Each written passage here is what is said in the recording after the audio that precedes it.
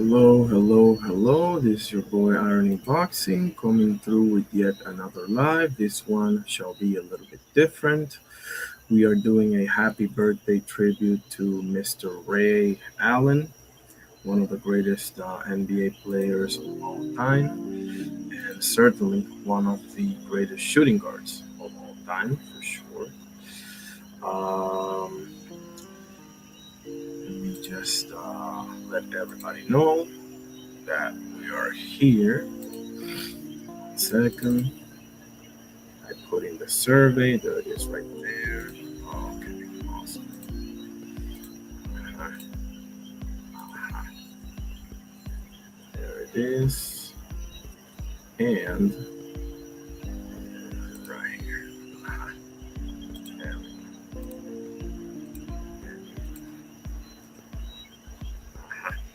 Okay, everybody's notified.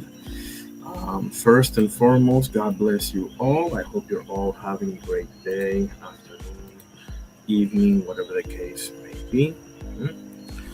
Um, we are here on a beautiful Wednesday, July 22nd of 2026. And we're going to start it properly, as always, and that is with the Lord's Prayer. In the name of the Father, Son, Holy Spirit. Our Father who art in heaven, hallowed be thy name. Thy kingdom come, thy will be done on earth as it is in heaven. Give us this day our daily bread, and forgive us our trespasses as we forgive those who trespass against us. And lead us not into temptation, but deliver us from evil. For thine is the kingdom and the power and the glory forever and ever. Amen. In the Father, Son, Holy Spirit. Thank you, God, for everything. All right, let's get going, shall we? Let's get going with Mr. Ray Allen. I have a survey going. Which is your favorite out of these shooting guards? Ray Allen, Manu Ginobili, Reggie Miller, Vince Carter. Which one is your favorite out of those four shooting guards? I think it's pretty tough to say. Feel free to say that you're biased. Because you like certain team and that's your guy or whatever the case may be. Let me put this thing on the X or Twitter, whatever the case may be. Hmm? Who's your man? This is so whack. How did this? Okay, well, whatever. There we go. Okay, there it is on X. Let me put up the link as well, and we'll get going. We will get going. Because we're gonna talk about his draft class. We're gonna talk about so many things. So, did I post the link there? Okay, there it is. Yep. Okay, so let's put the music back on and let's start with some highlights, and then I'll go over important information. Ray Allen's birthday was 2 days ago, July 20th. He turns 51 years old. Okay. Lower the volume here just a bit. Okay, awesome. Awesome. All right, let's share screen and let's get to the good stuff. Let's get to the good stuff. Aha. There we go. All are welcome to join at any moment. And listen, we can talk boxing. We can talk, we don't have to talk about, if you're not a basketball person, we can talk about boxing, UFC, SummerSlam, whatever you want. Okay. All right. Uh-huh. Actually, let me go over a few stuff. Okay. Ray Allen's career resume: 10-time All Star, 2-time All NBA team, 2-time NBA champion with the Celtics in '08 and with Miami. Scored 24,505 points in his career, 5,272 rebounds, 4,361 assists, 3 points made, his third all time, second only behind Steph. And who's the other one? Um, Shit, I had that right over here. That's okay. I can look for it. Reggie Miller, of course. Yeah. Reggie Miller is the second, and Ray Allen is number 3. Okay. 2,973 3-pointers made all time. God damn, golly. 1,451 steals, one-time Olympic gold medalist. Number 34 was retired by UConn, or the University of Connecticut, very famous basketball university. And of course, he was a Hall of Famer, is a Hall of Famer, and he's part of the 75th. There it is, NBA 75th anniversary team. So those are some cool ass facts about Ray Allen, who turned 51 years old 2 days ago, July 20. Okay. Now, let's head over to some highlights, shall we? Actually, let me put up this banner right here. Make sure you'll answer in the survey. I want to know who's your favorite. Is it Ray Allen? Is it Reggie Miller? Is it Manu Ginobili? Or is it Vince Carter? Which one do you like the most? And if you can get a Y in there, it will be even better. But okay. Let me put the banner here, educational purposes only. I'm not monetized. Okay, this is my first basketball live. Pure basketball. It's pure basketball. I'm talking about boxing news as well and all that. But anyway, here we go. Tries to beat it. Sherman Douglas with a bullet pass to Ray Allen. Shaking on the line. Oh, no. That may be on. That's the best dunk I've seen this season. In the last shot, Allen. With on 10. He's going to have room. He goes in and slams it home to tie it. He overran it. Ray Allen was chased the ball out high, and Artest was coming. Damn, that was on my guy, Jermaine O'Neal. To get him, and then he overran it. For a dominating sweep of Miami. Ray Allen out of there with it. And he goes down. And he pops up with fire in his eyes. Here in game 4. Once again, it's not necessarily the shot, it's the rebound. Allen takes it with 3.5 seconds to go.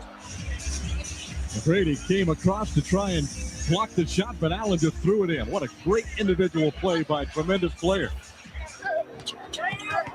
Allen shaking it. Oh, my goodness. Man, he smoked one. Allen has 10. I mean, he put it in that big right palm, went right into the face of the traffic, the defense, and just jammed it on 2 guys. Game winner by Ray Allen. Any close-in shots. I mean, I just, it's tough. I mean, I like Rudy Gray. And look at that play that Ray Allen. Crossover dribble, back to his left hand, in for a layup. Wilcox will come to the right for Watson. And there's Ray. He's open for the tie. Wow. Holy shit. Let me see that again. The Seattle Ray Allen is probably the best of them all. Maybe you think it's Milwaukee. That's fine. We need to talk about that draft class too. Was it 96? With, Iverson, Nash, Kobe, Ben Wallace, Ray Allen. I'm forgetting 1 or 2 more. To his left hand, in for a layup. Wilcox will come to the right for Watson. And there's Ray. He's open for the tie. He's tied the game on a three-pointer. Allen has hit 8 3-pointers tonight and has 48 points. Gets a screen from Radmanovic with 9. Spins away from Grant, drives into the lane to the glass, goes up and under. Oh, wow. He's it in. A magnificent move by Ray Allen. And a tremendous move going up and under 3 defenders. Popping it above the cylinder and in. 8 seconds remaining. One-on-one and Eddie Jones beyond the 3-point perimeter. Makes it move with 4. Leads in off balance with 2. The shot is up. It rolls around the rim and falls in with 0.3 of a second remaining. Allen has given the... Fortune favors the bold, fellas. Onyx the lead. Oh, my! Ray Allen going deep for the win. Game winner by Ray Allen. That was a cold-blooded Ball. Oh! Ray Allen has done it again! Pierce looking, gets it in. Let me, do the same thing that I do with the boxing. Dano, how you doing, brother? God bless, my guy. Yeah, I'm doing a tribute show on Ray Allen. But hey, I'm going to talk about Jim Fulmer. I'm going to get to the Jim Fulmer, Carmen Basilio fight and all of that. Because this guy, Ray Allen, turned 51 2 days ago. So I follow. Well, I'm just going to go ahead and say it. I followed his entire career. So I was a basketball hardcore from, let's say, 1995, 4, all the way up to the mid to late 2010s. So a good, 20 years at least. So it's more than that. I'm just putting it that way. But God bless you, bro. And I hope everything is good with you. Michael Spink's birthday today as well. I'm going to cover him tomorrow if I go live or Thursday. And I'm going to get to current events and boxing and everything. So definitely great to see you here, my guy. I don't think, did you voted on the survey yesterday, Dano? Did you vote it? Because I had a question of who's your favorite super middleweight from the UK. And it is Joe Calzaghe, Carl Froch, Chris Eubank Sr., or Nigel Benn. Let me know what you think. Who's your guy out of those 4? Ray Allen for the game. Knocks it down. 2.6. Gasol got a piece of it. Back out to Allen for 3. Puts it in. Well, that's an NBA Finals record. Most threes in a Finals game. His 8th. Rondo sets it up. Here's Allen with a deep 3. Yes! 2,561. And that is the NBA record. So Ray Allen has etched his name. Oh, yeah, that's when he passed Reggie, I think, or something like that. In NBA history by passing our own Reggie Miller. Mm-hmm. Letting him go to work. Rose is on Rondo. Allen over Noah. Oh! Ray Allen has done it again! Pass deflected by Eddie House. Kicked off by Pierce. Ray Allen for the game. Got it at the buzzer. Look at guys. Bobcats, they're laying on the floor. And Ray Allen. Nah, I don't want to watch Miami. No, sorry. I appreciate that. Yeah, see? That's why you're my brother, man. Exactly. Easy. It's Calzaghe. But hey, the most votes went to Carl Froch. Carl Froch had 4 or 5 votes. Calzaghe had 2 or 3, and Eubank and Ben had 1 each. I wanted to see that. I didn't want anybody to go without votes because I think all 4 of them are pretty great. Yeah. Let's see. Most 1996 draft class NBA, right? There it is. So the 1996 draft class had Allen Iverson, Kobe Bryant, who went way later, Charlotte, 13. Traded to the Lakers. That went well for them. That's the one. Stephon Marbury, Ray Allen, Steve Nash, and Ben Wallace. So is this the best draft class of all time? I still say it's 84, but maybe 2003, and there's another one that I forget about. See? Hakeem Olajuwon, Sam Bowie because of injuries, what are you going to do? Michael Jordan, Charles Barkley, John Stockton. Come on, bro. What are we talking about here? The greatest player of all time, the best center of all time, and the best point guard of all time, and one of the best and top 5 power forwards of all time. Come on, enough said. Yeah, definitely is. Definitely is. Absolutely. I gotta get to reading his book, man. I'm still on Hagler, and I started Marciano. I started Rocky Marciano. What, a week ago or something? The Rock of his Times. So after those two, I'm gonna get to Kalsagi and Larry Holmes, and I'm gonna leave Muhammad Ali for the end because, I mean, whatever. I don't know. I'm just saying this right now. Maybe I altered the orders, but those are my 5 books right now on boxing. The library is about to get bigger, buddy. Trust and believe. Um, what is Joe Calzagi's best win in your opinion, Dano? I think it is Bernard Hopkins, but I am tempted to say Jeff Lacey or actually maybe Robin Reed, but I think he should have been disqualified on round one, And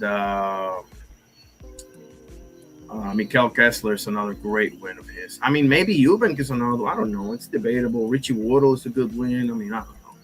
It's interesting, though. Ray Allen breaks down what's wrong with modern basketball. Let's see what the man has to say. When you look at today's game, obviously, when you played, I feel like there was a level of art in the game of basketball. And now, my opinion is that a lot of guys just settle to shoot threes. Mm-hmm. So when you look at the game, do you look at it for the evolution and say, oh, that's just where we're at right now? Or you're like, no, a lot of the guys have lost the art of what basketball should actually look like? So when you're young and you're coming to the game, everybody's running the motion offense and you're setting screens and backdoor cuts and you're making 4 and 5 passes and you get to see it becomes a machine. Mm-hmm. You see how a team works, and it's so. Let me, I can't play the whole thing off the bat because I may get shut down. This was posted 2 days ago. So let me show. Let me see if anybody has chimed in on the survey. I love it. 2 votes, 1 for Manu, 1 for Ray Allen on the laptop. I haven't put the. Oh shoot! I haven't put the. Yeah, man, I should read more, man. I slack off sometimes, but I get on my reading rampages too, So yeah, it's like 100 or 0. So I definitely gotta fix that, The thing is that the Roy win, yeah, he got dropped in the first round, but he retired right after that, and Roy went on just a losing streak. I mean, that's not his fault. But. I mean, Omar Sheikh has a pretty good win, but it doesn't compare to Mikael Kessler or even Robin Reed, because Robin Reed and Joe Calzaghe don't get along to this day. Yeah, he has a thing with Carl Frosch, but it's mainly, you dog me, he dug, whatever. But Robin Reed is deeper than that, So I give him B-Hop more than I give him Roy, even though people hold Roy in a higher regard than B-Hop. But because B-Hop was coming off of the Trinidad win, if I'm not mistaken. So B-Hop was riding in all cylinders, Lacey was his best performance, without a shadow of a doubt, Kessler was undefeated, and Kessler is the man that Carl Froch said that he was his toughest opponent ever. That's kind of a shot to Andre Ward, They don't really get along. They reunited the other day. Maybe they buried the hatchet. I haven't seen the whole thing, but I heard that they did, which is great to see. But we all know it's Andre Ward, the toughest opponent of Froch. But he said Mikael Kessler, so the Great Dane, He demolished Roy, yeah, for sure. Calzaghe's last fight, Roy fought, 20 more years, about the same age. Yeah, Roy was 39 and Calzaghe was 36.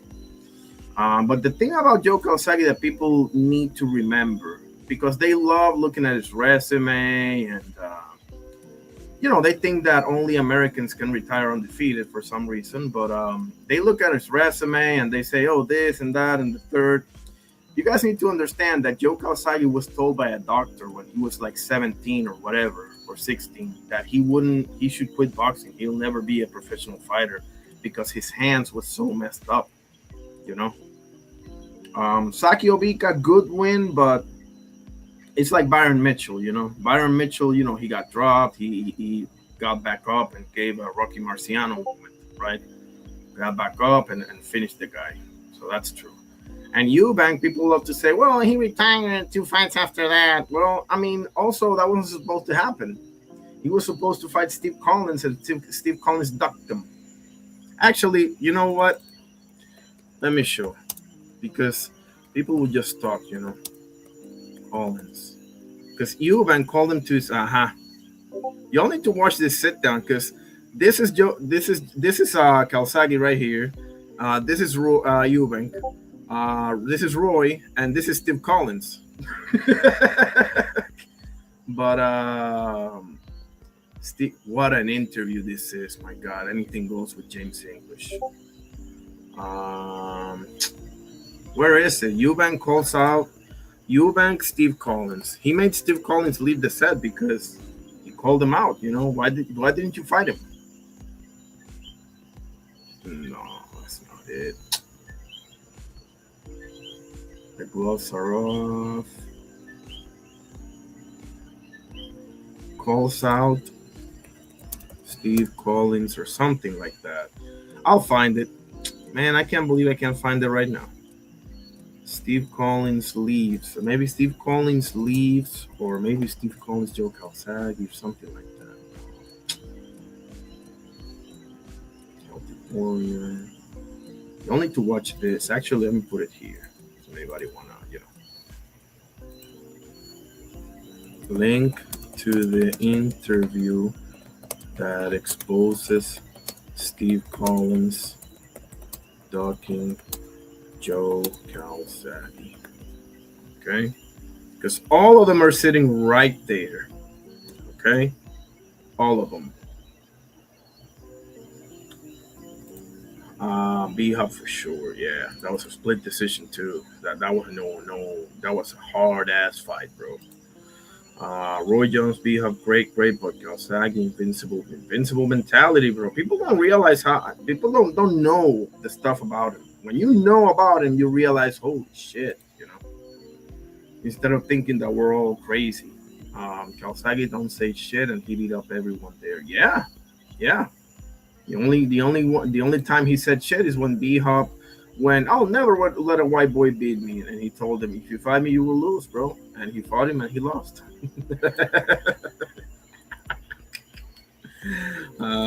Steve Collins, Joe Calzaghe. Come on, this is horseshit, man. I'm telling you, I saw this with my own 2 eyes. Okay.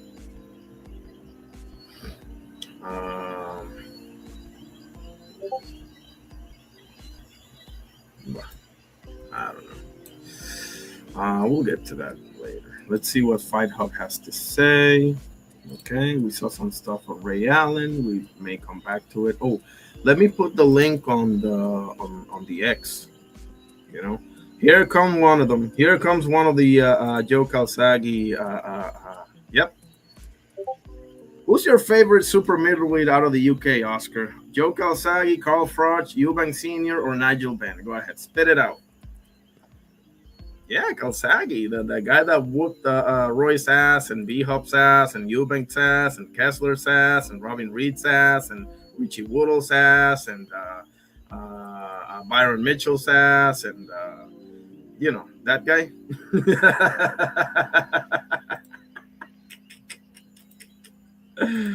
Oh, man. Does he have the best resume of all time? No, but neither does Bud Crawford. But that doesn't seem to bother you guys. Let's see. Let me put the link on the. Oh, and by the way, don't say this out loud, but neither does Andre Ward. But that doesn't seem to bother you guys either. Don't say this out loud, though. Link to pull up.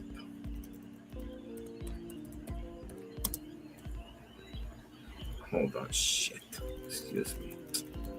I'm telling you, I'm not the sharpest tool in the shed when it comes to this stuff.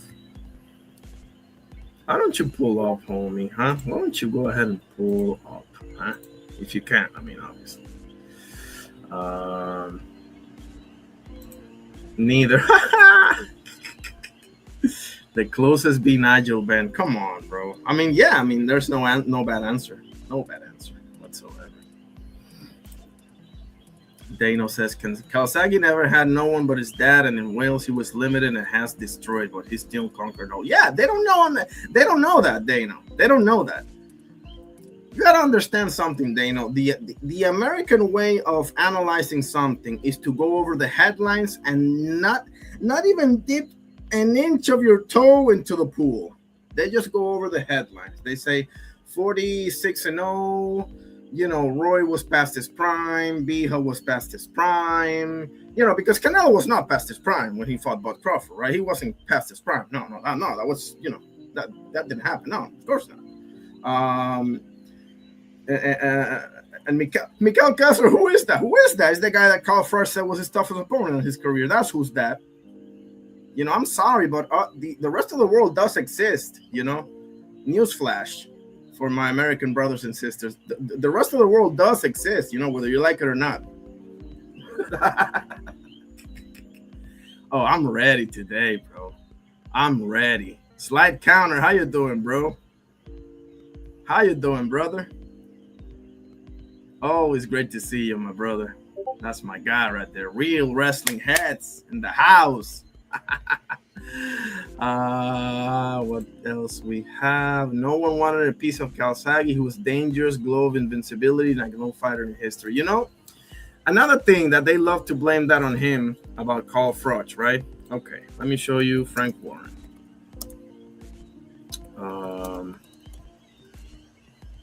And by the way, Frank Warren does have problems with Joe Kawasaki. Okay, it's not that they're, you know, holding hands, singing Kumbaya. He didn't want to fight Joe Kawasaki. He did not want to fight him. And I'll tell you... Well, he'll dispute that emphatically. He can dispute it to the cows. What did he come to meet me for then? I don't know. Maybe you thought you was going to make the fight for him. I did try to make a fight for him. I wanted to make that fight. He didn't want to fight Joe. Is he going to move up to light heavyweight? When's he moving up to light heavyweight? I said, what are you worried about that for? Fight him now. He's not like him. And that is the truth of it. And I've got to tell you, he's one fighter who doesn't like any fighters. He always does is slag everyone. He was so jealous of Amir Khan.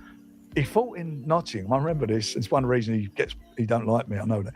He fought in Nottingham. So I said to him, look, and they, I don't know what gate they did there, like 3,000-4,000 people in this arena. So we said, I want to take Amir up there. We took him up there and sold the whole place out. And he had a 6-round fight, Amir. Look how happy you are with that. I just find it was fun. He didn't want to fight Joe Kawasaki. I'm sorry, say that again, Frank. He didn't want to fight Joe Kawasaki. I mean, I'm sorry. You know, I hate to be the asshole. You know, I hate to be the asshole that says it. You know? But, you know. Kawasaki was... they always miss that part, don't they? They know, like, they love to say that Roy and Bija were past his prime, but they missed the part that the other guy was past his prime too, you know. I don't know what's wrong with them, you know, like they always conveniently leave that part out, you know. They make it seem like Joe, like you know, Bija was whatever he was. I think he was 40 or whatever. We all know like that he aged like fine wine, so that really doesn't matter when it comes to Bija, but it does when it comes to Roy Jones Jr. Fair enough. Roy Jones Jr. was 39, but they don't tell you that Joe was 36. They don't tell you that. Like, they make it seem like Joe was, you know, 18 when he fought him, you know? Bro, there was more age difference between Canelo and Triple G than in Joe and Roy Jones Jr. I bet you they don't tell you that shit, do they? Kawasaki and Roy Jones age. 3 years difference, right? 3 years difference, right? Roy's 57 right now. Kawasaki's 54 right now. Okay, 3 years difference. 3, 1, 2, 3, right? Okay. Canelo and Triple G age. I mean, is it me? Is it me, or is that an 8-year difference? Maybe I need a new set of glasses. You know, maybe I need a new set of glasses. Maybe I do. You know. Maybe I do, but that's an 8-year difference. And I mean, I'm not the sharpest tool in the shed when it comes to mathematics, but last time I checked, 8 is more than 3. I'm not the sharpest tool in the shed, you know. But I think 8 is more than 3. I think 8 is more than 3, you know. Some of us know this shit, bro. Some of us know this shit. Spain showed that. All I have to say is he never fought any prime fighter and Super 6 tournament. Okay. And any prime fighter? Hold on. Was Mikkel Kessler in his prime or no? Hold on. This is gonna get real. This is gonna be a massacre right here. Hold on. Well, actually, no, it's Joe Calzaghe's resume. The one I'm looking at. Any prime fighter, right? Any. By any, they mean the Americans, of course, because nobody else exists. Joe Calzaghe. Okay. When he fought Mikkel Kessler, was Mikkel Kessler undefeated or am I daydreaming? Where is he? Oh, by the way, this guy he fought, his name is Juan Carlos Jimenez. This guy fought Roberto Duran, Nigel Benn, and Chris Eubank Sr. and was not stopped by anybody. And guess who did stop him? This guy. Where is Mikkel Kessler? Pichiboro, Franco Sobota.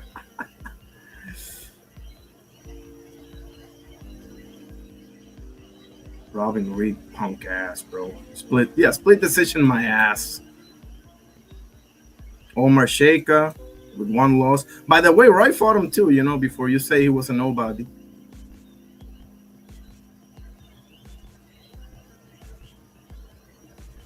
Mikkel Kessler 39-0.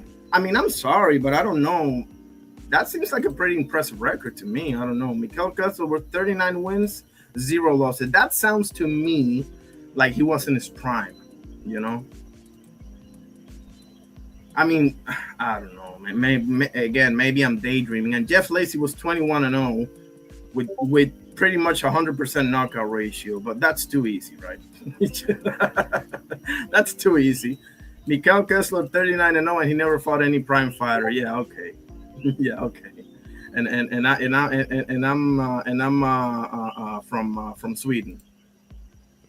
Calzaghe is the reason it ain't the Super 8. Okay.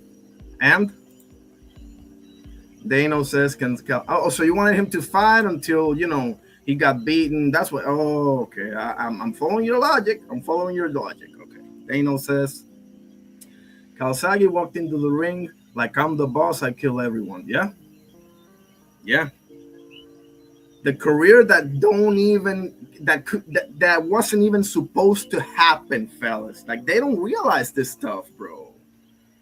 Like, the rest of the world don't play by your rules. You do realize this, right? I mean, god damn. Slide says, Calzaghe totally proved a lot of people wrong, including myself and myself too, after totally dominating Jeff Lacy back in the day. Come on, bro. What are we talking about? What are we talking about? Here we go. Bro, B-Hub was 40, Roy was 39. Oh, okay. You didn't forget to mention Joe was 36. Okay, I appreciate that. And chose not to join the tournament. Same tournament, it got created because he didn't want to. Okay, so what's the problem with that, bro? He had to retire. What? Why? Okay, why didn't Bud Crawford stay to fight Boot Tennis? Why didn't Bud Crawford stay to fight Osles Iglesias at 168? Let's take that same logic and apply it to Bud Crawford. Pretty please? Can we do that? Why didn't Bud Crawford stay to fight Boot Tennis? Why didn't Bud Crawford stay to fight Benavides? Or Osles Iglesias, or Hamza, or Munguia, or bro, Pacheco? Or why didn't he do that, bro? Like, it's only a problem with this guy, bro. Like they single him out as if nobody else did this shit, bro. He got 3 Hall of Famers in his resume. How many does Triple G have? I'll wait. Dano says, Calzaghe proved me wrong. I thought he was a typical European. but I never saw him fight. Then I saw him. Forget about it. Come on, bro. If you know this shit, you know this shit. Thank you, Dano. Yeah, B-Hub was 40. So you know, Oscar, you know better than that. You know better than that. You're my homie. Hey, by the way, this guy's my homie. Okay, I'm just rustling his jimmies, but that's my homie right there. B-Hub was murking people, bro. What are we talking about? Hold on. So didn't B-Hub beat Kelly Pavlik's ass in probably his best performance after that? Hold on. Am I daydreaming? Maybe I'm daydreaming. Let me. Oh shit. Johnson. Bernard Hopkins. Didn't he? I know you saw the Kelly Pavlik fight. It's probably the best performance of his career, other than Tito. Yeah, I just said that, unfortunately, but okay. Okay. Joe Calzaghe. Okay, he was 40 years old. Yeah, okay. And then he fought Kelly Pavlik and just murked him. Look at the scorecards, bro. 117, 109. 119, 106. 118, 108. The closest scorecards is 8-point difference. The closest scorecards out of that is 8 points difference. And that was right after Joe Calzaghe. Are you serious, bro? Are you serious? And by the way, he beat on Roy afterwards, but that doesn't seem to bother you guys either. For some odd reason, it doesn't seem to bother you guys either, But okay. Dano says 18 years in prison keeps you young. Nah, B-Hub is an example of discipline, of superación personal, like personal, you know what I'm saying, like personal shit. I don't know how to say this in English, like personal improvement. Let's call it that, personal improvement. Not only is he the most underrated, Dano, he's the most disrespected. You're not gonna. It's impossible. It's not possible to find somebody more disrespected than Joe Calzaghe in history. It's not possible. Not Larry Holmes. Not Wilfred Benitez. Not. I don't have this names on the top of my head. Shit. Not Gene Tunney. Not Sonny Liston. Sonny Liston's probably number 2, to be honest with you.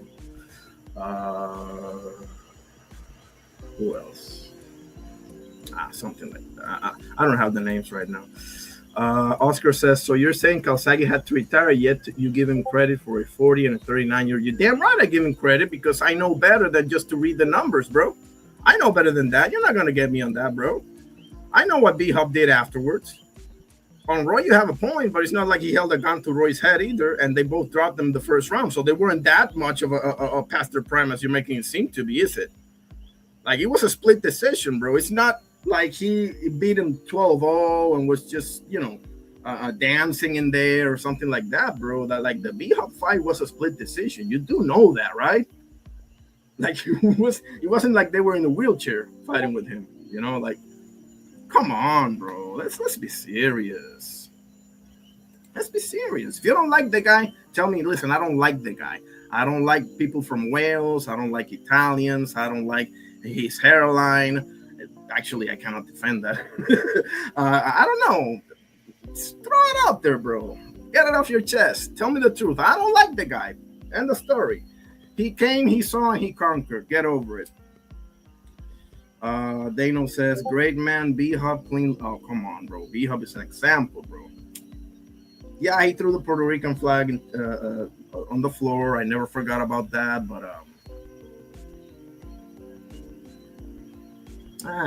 it is what it is, bro. It is what it is. We lost that one. To me, it comes down to reasoning. Either 36 too old to join the tournament and B-Hub and Roy old, or he avoided the tournament. If you want to say that he avoided the tournament, perfect, but you got to realize that Andre Ward and Joe Calzaghe are like 12 years apart from each other. Not 3, not 4, not 8, not even 8 like Canelo and Triple G. Not 8 years old, not 8-year difference like Canelo and Triple G, right? Like, actually, why am I even talking? Joe Calzaghe. And so this is what they wanted him to do, people. Listen up. They wanted him to fight a bunch of dudes that were a decade plus younger than him because they wanted this guy to lose so badly. Look at this. Joe Calzaghe is 54 years old and Andre Ward is 42 years old. That, again, I'm not the sharpest tool in the shed when it comes to math, but that looks like a 12-year difference. So you're okay with that? I mean, so you don't like that, but you like Canelo and Triple G.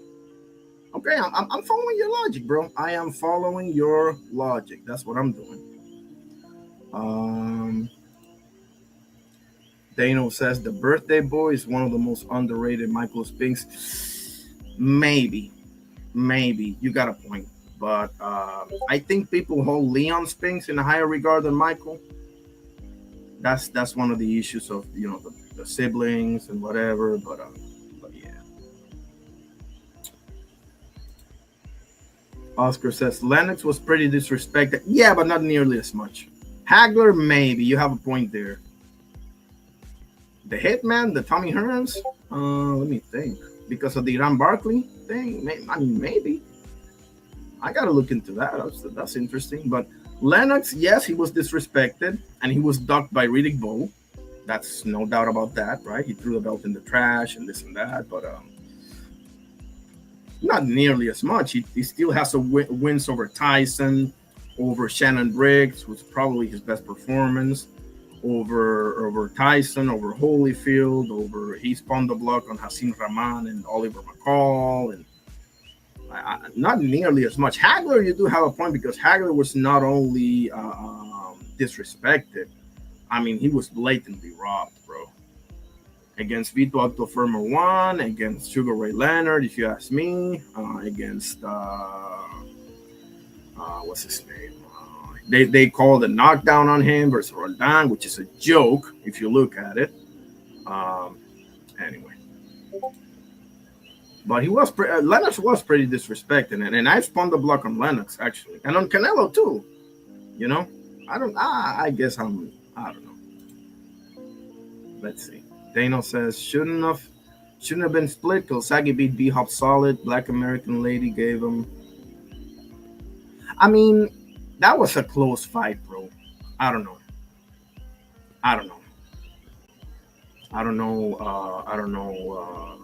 about that. I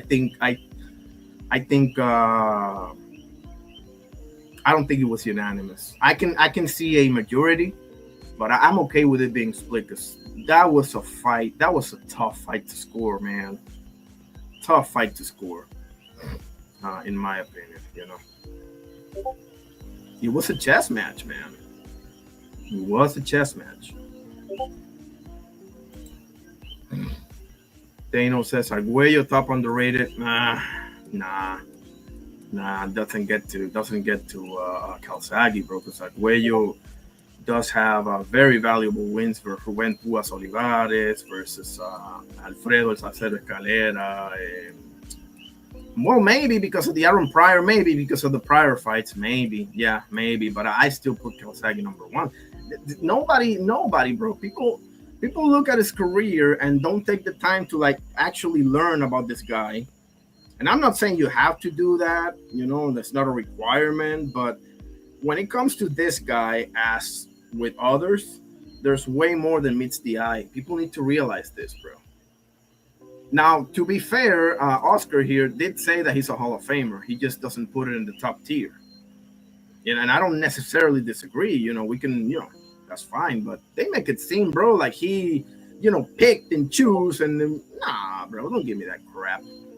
Oscar says the question then becomes, if Lennox was American with the same resume, would he be considered the greatest heavyweight?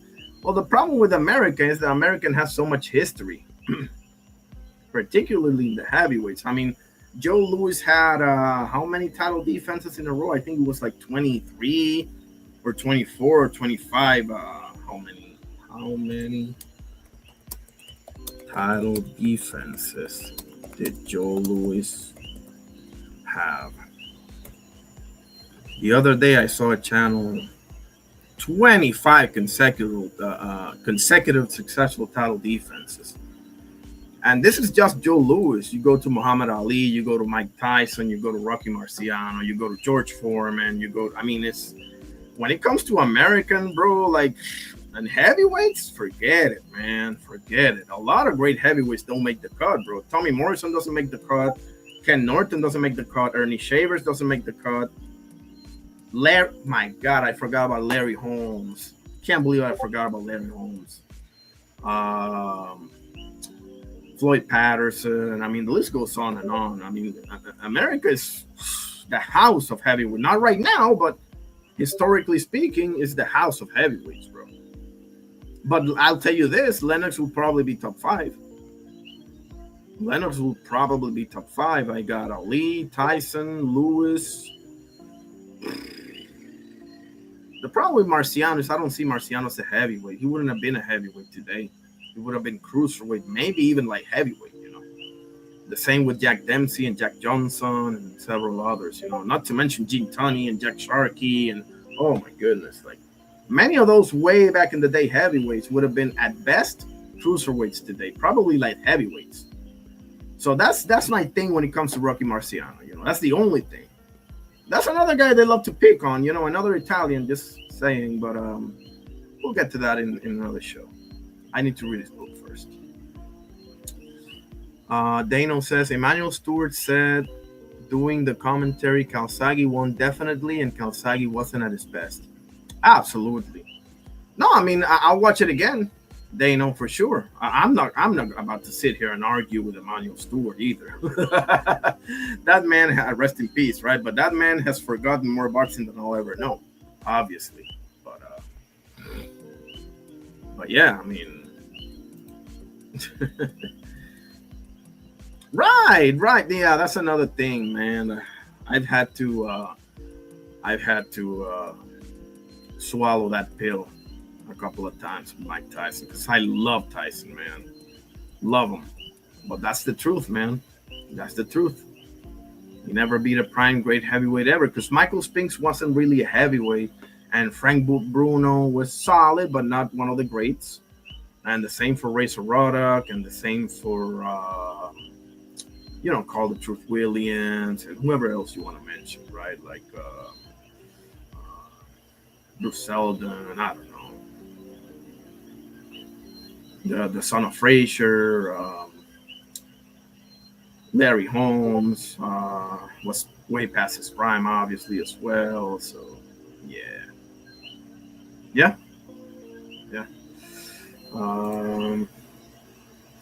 Okay, what else we have?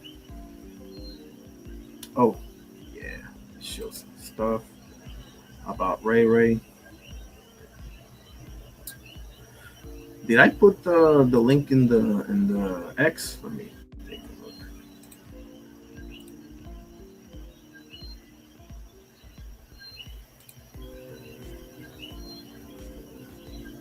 Okay, there it is. All right. If anybody want to jump in, let me know because I am. Let's see. Dano says, I love Tyson as a person, so intelligent, the greatest boxing historian. Yeah, man.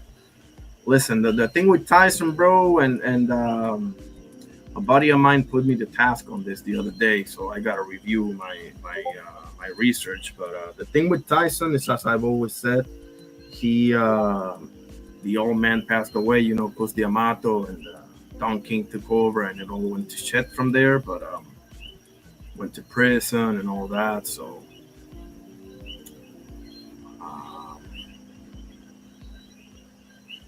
I don't know. Man. Tyson's one of those what ifs, man. But greatest prime I've ever seen in my life is Mike Tyson, close second, Roy Jones Jr. Absolutely. Oscar says, who's a worse loser, UK fans at home in boxing or Argentinians after any soccer match? The problem with Argentinian soccer is los barra bravas. Let me write it down. It is a subculture of Argentina. Because now it's become fashionable to call Argentina racist. First of all, I don't know when the USA became the moral high ground on racism. Like, I'm still trying to figure that out. But beyond that,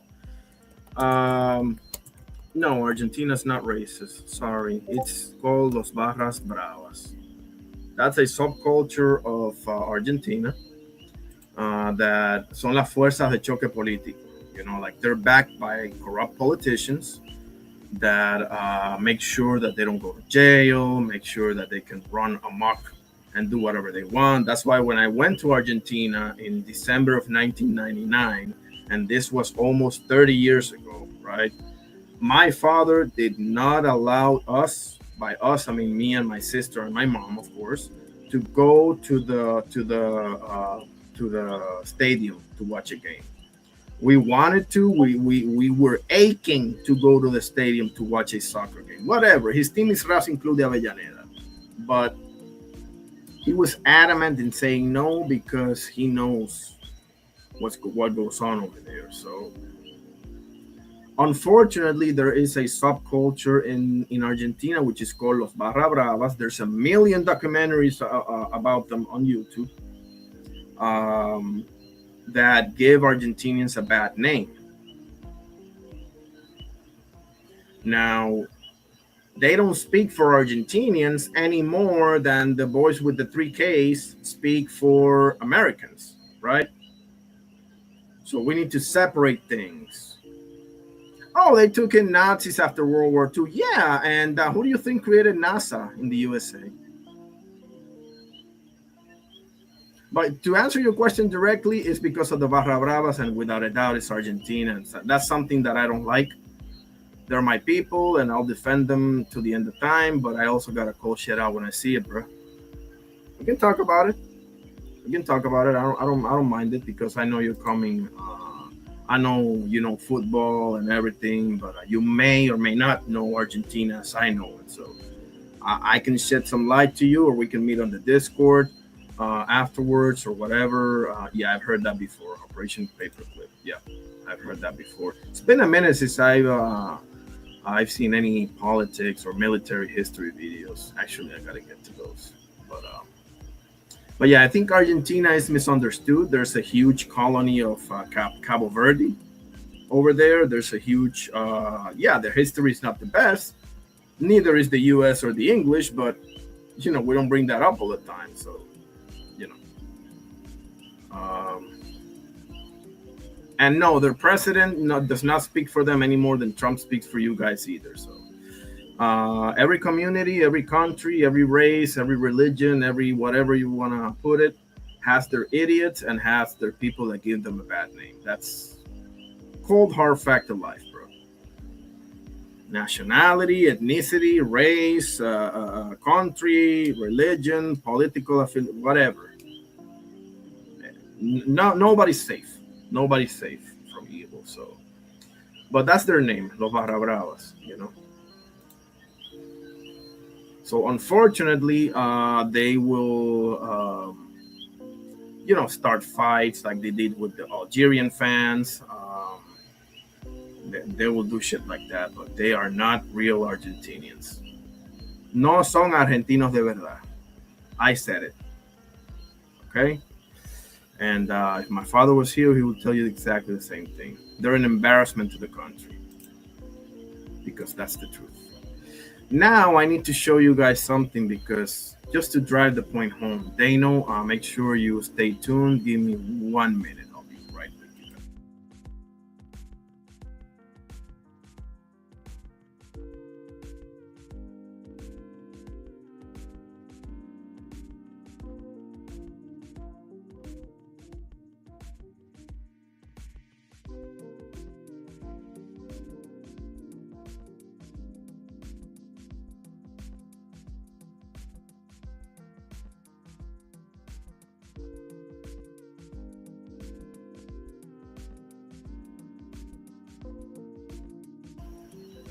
But they are horrible losers on soccer, bro. I cannot deny that. I cannot deny that. I gotta tell you the truth, you know. Dano says Argentina's biggest geographic Spanish-speaking language country on earth. Yeah, because Brazil is bigger, but Brazil is Portuguese. So, yeah, Colombia is huge. Venezuela is huge. Spain is pretty big, but yeah, yeah, no doubt. Let me see if I can show my camera, or maybe I gotta leave and then come back. But I gotta cam up and show you guys something. This is very important. Give me 1 second. 1 second. Remove.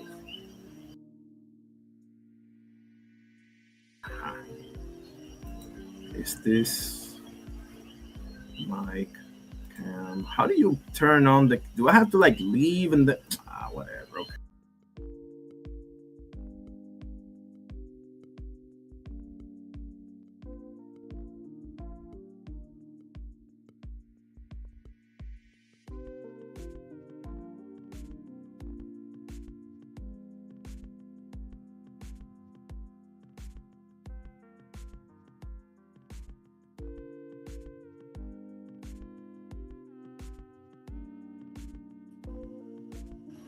Okay.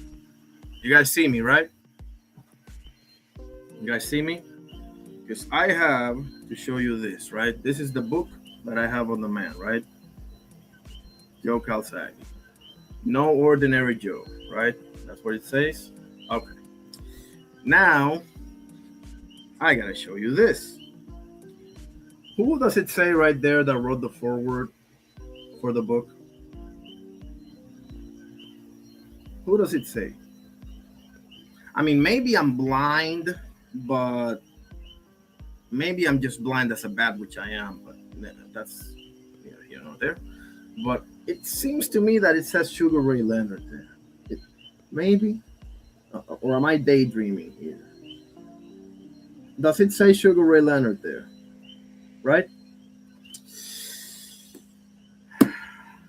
I rest my case.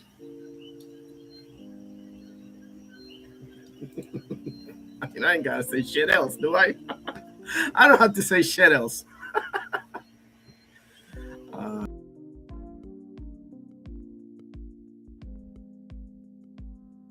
Give me a second. Okay. All right. Mic settings. Wow. Give me a second.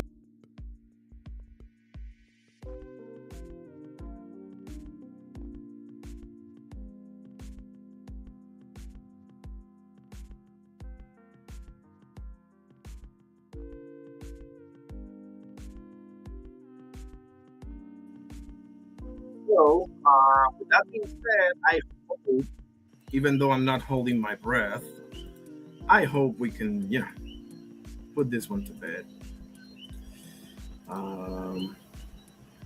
So yeah, I thought about doing something different today. Maybe, a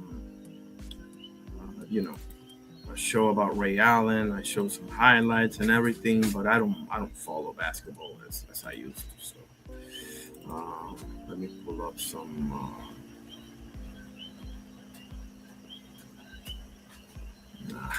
There it is. Okay. So if anybody want to pull up, let me put the link. I'll give it 10-15 minutes. Dano, let me know if you ever want to pull up, or if you want to. I don't know if you use the Discord, Dano. Let me know if you use the Discord. I can hook you up. We don't have to be on a live or anything. We can just chat it up over there. Oscar and I have done it before and everything. So, yeah. Let me see the surveys. And the same for Slide, my brother Slide as well. Same message for him. If you don't want to, or maybe you're content doing it like this, that's perfectly fine. So we got 5 votes, 2 for Ray Allen, 2 for Reggie Miller, 1 for Manu Ginobili. I love it. Absolutely love it.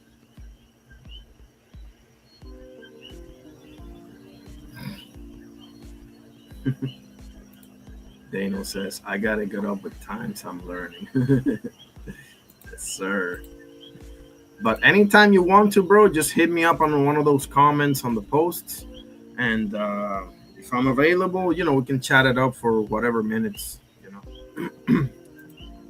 On the mobile, we had 3 votes, 2 for Reggie and 1 for Ray. Man, Vince Carter ain't got no votes. Vinsanity. No love for Vinsanity, huh? Damn. The heck? Oh, let me pin the link as well. me pin the link. Forgot about that. I'm trying to connect my Facebook and my Instagram on the live too, but I don't know what the heck. I don't know what the heck is going on. Aha. There it is. Okay. The link is pinned. If anybody want to pull up, let me know. There it is. So you know what? I'll read some of Joe Calzaghe. Why not? Right? Let's read the foreword, shall we? Let's read the foreword. Let's do this. Okay. Oscar, I hope you're listening. Foreword by Sugar Ray Leonard. Let me say that again. Maybe you didn't hear me. Foreword by Sugar Ray Leonard. Okay. That's right. Okay. So I'm reading the book. Absolutely, Dano. God bless you, my guy. Always great to see you. You already know. Tomorrow I may not be live. We'll see. And if I go, it's going to be late at night. But I'm pondering doing morning shows too. So we'll see about that. Maybe tomorrow because I got to work late tomorrow. So God bless you, my guy. I'll pray for you for sure. Friends don't always make the best judges. I remember sitting ringside at Caesar's Palace in Las Vegas with Michael J. Fox for Marvin Hagler's fight against John the Beast Mugabe. Marvin was a guy that I watched religiously. I knew he'd fought two tough fights against Tommy Hearns and Roberto Duran, and I knew he was getting older. Then against Mugabe, I could see that the fights were taking their toll. He beat Mugabe, but he was slowing down. I turned to Michael. We were drinking a few beers, and I told him, I can beat this guy. Michael looked at me like I was crazy. Ray, he said, have another beer. The rest is history. Okay. Exactly 20 years later, I was in Eddie Murphy's home in Los Angeles to watch Joe Calzaghe fight Jeff Lacey. Eddie follows the fights, and like Michael, he's a great actor, but he should stick to acting. Lacey got in the ring. Eddie took one look at his big barrel chest, his muscular torso and six-pack, and announced with a huge grin, man, this Calzaghe guy, he has no chance. Who said that? Yeah. Oh, Eddie Murphy, okay. In fairness to Eddie, he wasn't alone in picking Lacey. I had never seen Joe fight before. Of course, I'd learned about him, but the way the fight was built in the United States, he was the opponent and Jeff Lacey was the superstar. You heard that, right? I must have watched Lacey in half a dozen or more of his fights, and I could see why he generated excitement. He could punch, and some people, commentators in the business, were comparing him to a young Mike Tyson. He was going through opponents with blazing speed, pure destruction. Not having seen Joe, not knowing him, I figured that Lacey's manager and promoter had set up their hot young property to look good against an aging 33-year-old fighter with a good record, as is frequently the case. So it wasn't just Eddie Murphy, he says. I figured Lacey would win too. Within 2 rounds, however, I was a Joe Calzaghe supporter.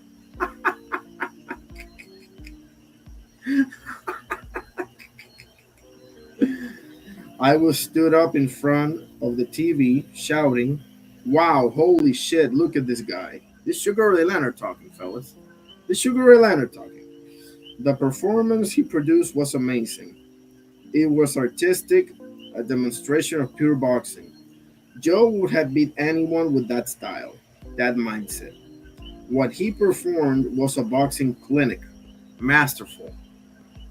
I'm a fan too, and it gives me enormous pleasure to see my peers succeed, especially in a way that is awe-inspiring. This was Joe's great accomplishment, to reach that level, to scale that peak. We met for the first time in a London hotel 2 days after he fought Sakio Bika. This was his second title bout of 2006 and a completely different kind of fight. which I was able to view while in Britain and Ireland on a speaking tour. I had the same type of fight against Duran the first time we met. I'll never forget, he had eyes like Charles Manson. Holy shit, the serial killer. He was one scary looking man, and psychologically, he got to me. He took me out of my game, and I found myself fighting a different kind of fight, toe to toe, mano a mano with the hands of stone. It wasn't the brightest decision I ever made. My cornerman tried frantically to get me to box, but I was like a racehorse with the blinkers on. I fought Duran in a way I thought I could beat him, and even though I lost the decision after 15 rounds, I gained a different kind of respect for engaging this man in such a tough physical battle. Almost a street fight.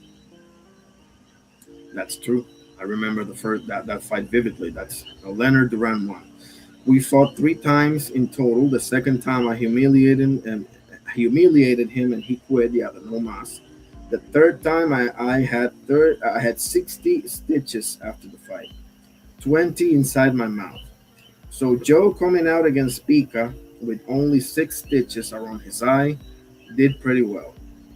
What he was made of was what he was made to do, and what I did against Duran was show his versatility and his resilience. Against Lacey, we saw Joe at his consummate best, displaying his all-around boxing skills. Bika brought out the fighter in him as Duran did to me. But years from now, people will remember the Lacey fight long after Bika has been forgotten. I really admire Joe for being the fighter he is, but as we sat down and talked, I quickly realized that he was a very appealing personality. The reason people celebrate my career and look up to me is down to the way I was brought up by my parents. They always told me to respect people. You give respect, you see respect. Joe has the same values. He's a humble guy. Yeah, that's another thing they don't like about him. He's humble, fortunately. And this is why we hit it off so well. We talked like we were brothers, and I'm glad we had that time together because now I admire the person he is also, and I'm honored to have been asked to write this forward to his life story. With his looks, his humility, his natural charm, and his ability, he has the potential to become larger than life in the American sports market. And I'd really like to see him do this. The top fighters around his weight, Jermaine Taylor, Winky Wright, even Bernard Hopkins, Joe beats them all if he fights the way he fought against Lacey. I keep coming back to that fight because in those 12 rounds, Joe made such an impact. We need that. We need those moments. We need action that lingers in the memory, be it Muhammad Ali coming off the ropes against George Foreman to knock him out, or Hearns knocking out Duran, or Sugar Ray climbing off the canvas to win against Donny Lalonde. That was an unbelievable performance. I won the WBC super middleweight title that night, which kind of gets me thinking about how today's super middleweight king might have done against me. I'll go to my grave believing I could have beaten Mike Tyson.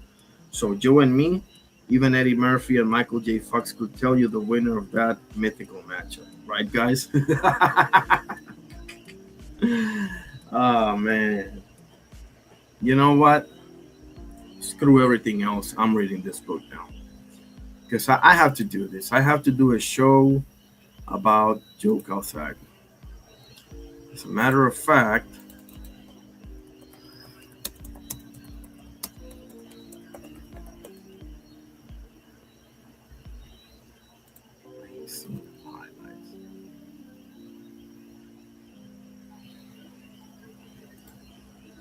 let me show you guys this, and if nobody pull up, I will go ahead and call it now. But let me first show you guys this.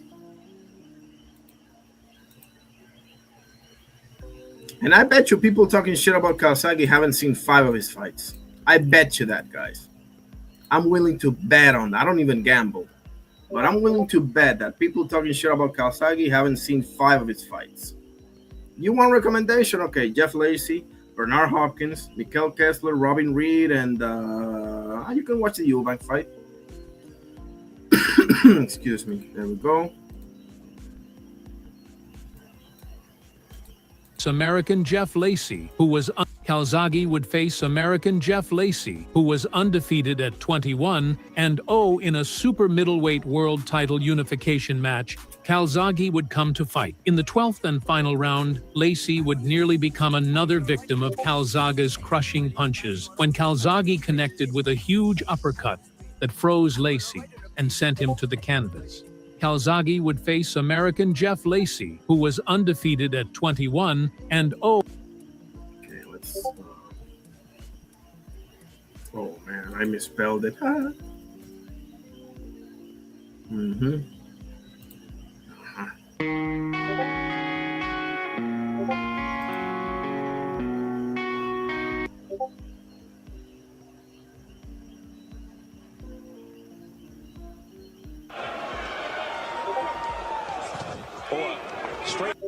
He hit him.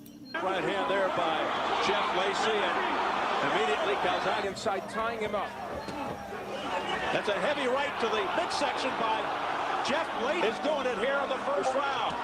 Remember, though, as you pointed out, Lacey's been here before. There's a right hand. Joe Calzaghe gets in and stuns Lacey. Nice right hand. He got punch shit. I know he got punch shit, right? Yeah, there's something ready. Come on. By the super middleweight title. And again, Lacey with Calzaghe on the ropes, but it's Calzaghe getting the better of the two. Calzaghe there's a straight left that gets through the guard of Lacey. Then a combination by Calzaghe. They wanted a 22-foot ring, Calzaghe's people. Calzaghe all over. And a beautiful jab followed up by a straight left by Calzaghe, and the combination, everything landing. Come on, bro. Come on, bro.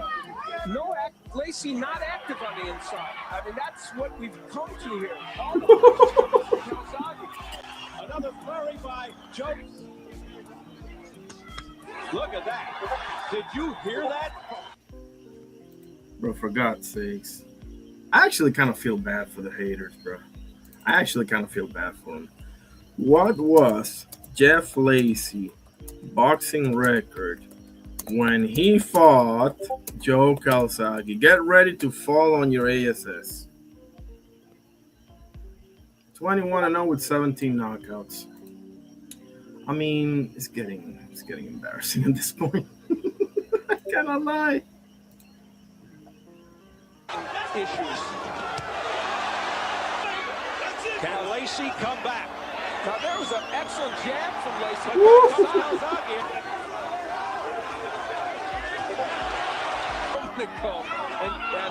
Lacey complaining, and Titus gives him a caution. But look at this.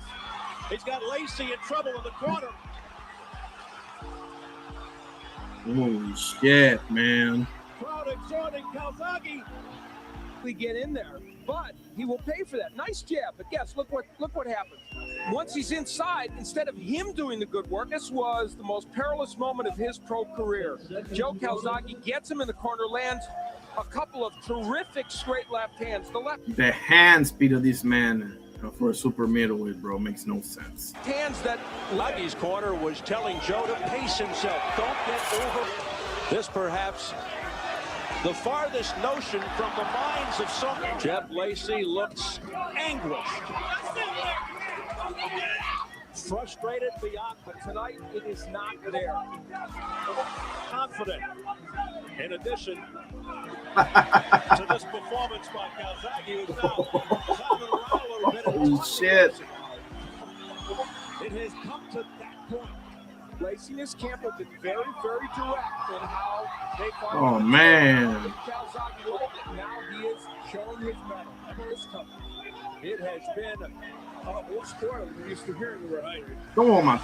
Left right combination to the head. Scores. Toma. Through.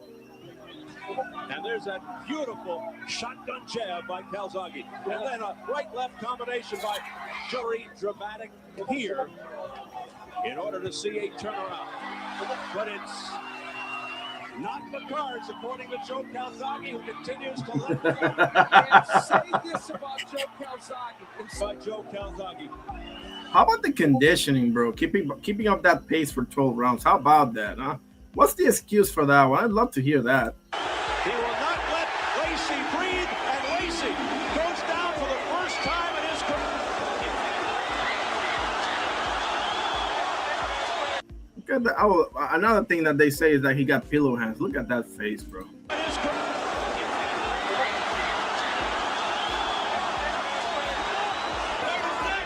So if you got 32 knockouts, you're pillow hands, fellas. You heard it here first. 20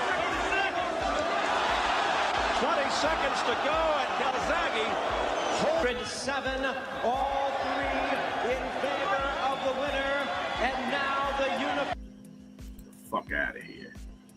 Get the fuck out of here. Jeff Lacy.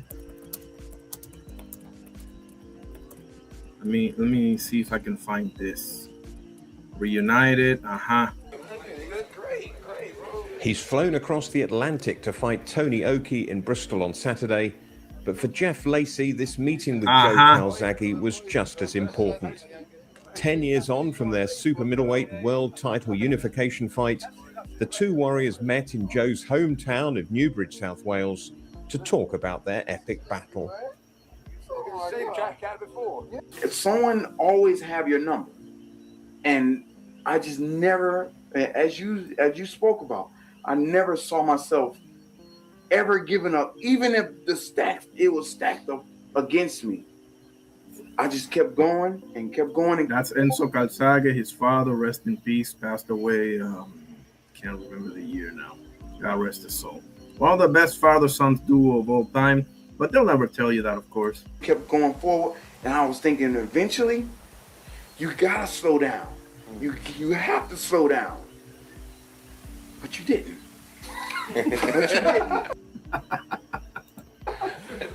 Freaking the next freaking Joe, 10 years on, Joe. Yeah. Has this guy changed much? He looks the same, mate. He's in good shape. He's looking in great shape. I've changed for a few I'm pounds always, since, I mean- but what can I say? I just say, obviously, about the fight. A massive respect, obviously, to Jeff for fighting that fight, because I saw elevating my career. So I think he was the star coming through. God, he's got a thick Welsh accent. God damn. I gotta put the CC's, Joe. Sorry. I believe he could walk for anybody, and I went through hand trouble, broken hands, injuries, everything else. Broken hands. Yeah, he had broken hands his whole career. Another thing that they forget to mention all the time. So that night, my mental preparation. 46-0 with 32 knockouts with basically no hands. I mean, my God, bro. Like this. I mean, this is the same people that will criticize Jaron Butzenis for not stopping Karen Chukatsian, will criticize Tank Davis for drawing against Lamont Roach. They're the same type of people, bro. Like, what do you expect? You said I was prepared to die now, right? Yeah. That night, I was at my best, 33 years of age. If your name is not Floyd Mayweather, you're trash, basically. That's Yes. Everything was on that night for me. I was willing, and you could see. And the thing is that, like you said, we both been injured going through the fight, but you were still coming through and believed in yourself so much. But I've been through all the injuries, 9 years a champion, the underdog. Everybody said I was going to lose. The UK press said I was going to lose. the UK press, let alone the US press. Obviously, they're stand by their guy as they should, but the UK press said that he was going to lose, bro. Like, is this a joke? So my mindset was like 3 o'clock in the morning, running faster, training. Was going to pull out thanks to Dad. He said you have to fight this fight. Yeah, he was going to pull out too. That's on the book too. So you can blame him for fighting for me fighting that fight. because March, man. So that fight, I'm always, I'm always happy to see. Like I've always, because this fight's been spoke about, and it takes 2 people in the fight. Although obviously I won the fight. If it wasn't for your heart, your courage, and your determination to go through them 12 rounds, a lot of fighters would have took that punishment. So you show the champion heart and the warrior heart. So I always have respect for Jeff, and it's lovely to see 10 years later. He doesn't disrespect his opponents. It's a different type of guy, bro. It's a different type of guy. The decade, my man. Not that I expect any of you to understand, but it's a different type of guy. I wish he's got all the best for the future, man. But Joe, he's boxing still a again champion. He's still a this champion. weekend. He's boxing again. What do you think of that? Well, I hope we do the business, man. I hope you win. I'm finished, but I was a bit older than you, than you are. But obviously, wish Jeff all the best and wish him to win. But I will have to tell you, Tony Okie. You're gonna make me live the rest of my life with dealing with that our epic fight. You know, I mean, this is something that's been tough for me. You know, because the more I'm still active in the boxing world, your name always shows up. Your name always comes up. I mean, especially when I'm here in your neck of the woods. That's why you don't have a heavyweight right now, because who's gonna want to do this the way y'all treat your own fighters? Who will want to box? Seriously, seeing how you guys treat your fighters, like I don't fucking blame them. I would go play basketball or some shit. I'm getting ready to fight Tony Oki on Saturday night, and your name always comes up. You know, I mean, you did an awesome job in your career, but I wanted to be the one that's going to give you that one and take that 0 away, and that's the reason why my effort and my go forwardness never quit in that ring. I mean,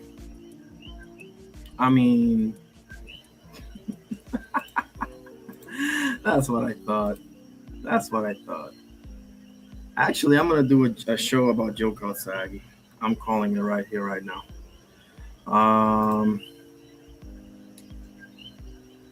Okay. So there's the link. If anybody want to pull up, I am ready. Any takers? Anybody want to talk about Ray Allen, basketball, boxing, the weekend fights, Errol Spence? Let me show you this breakdown of the fight over in Uzbekistan that's happening. Hopefully,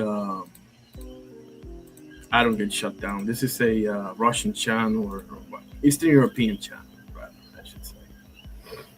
Let me show, because this breakdown is really good. I love it. Good day, dear boxing fans. On July 25, 2026, a 10-round super lightweight bout between Shahzad Ergashev and Batir Jukambayev will take place in Tashkent. Let's take a detailed look at the technical predictions for this hypothetical matchup between Kazakhstan and Uzbekistan. Shahzad Ergashev is from Kazakhstan and Batirkhan Jukambayev is from Uzbekistan. The fight is in Uzbekistan Saturday. I will try to cover that one. I think I can cover the David Nika fight. Hopefully I can, but we'll see. Shahzad Ergashev is 34 years old with a record of 26 wins, 22 by knockout, and 2 losses. Batir Jukambayev is 35 years old with a record of 24 wins, 17 by knockout, and 1 loss. Both have lost by stoppage, the only one being to Sabrili Matiasov Grozny. Shahzad Ergashev is a classic powerful puncher with a dynamite left hand. Ergashev is incredibly dangerous in the opening minutes of a fight. He possesses impressive size for his weight and aggressive pressure. Batir Jukambayev is a more skilled, fast-paced, and mentally stable boxer with an excellent amateur background. After his loss to Matias, Batir reeled off a 6-fight winning streak, proving he knows how to correct his mistakes. To thoroughly analyze this southpaw clash, it's important to break down the factors that could allow each fighter to claim victory. Both boxers have come through the rigors of professional boxing, but their styles are radically different. Yes. Shahzad Ergashev's strengths have. Ergashev is one of the most intimidating and spectacular punchers in the junior welterweight division. His main assets in the ring are his deadly knockout power. Ergashev is more of an outside fighter. He was piecing Subriel up, bro, in the first rounds, but Subriel got to him afterwards. His main weapon, his left hand, his crosses, and his overhands are devastating. If he lands a solid punch... Actually, give me a second. Let me show the... Actually, let me take a look at the survey. second. 1 second.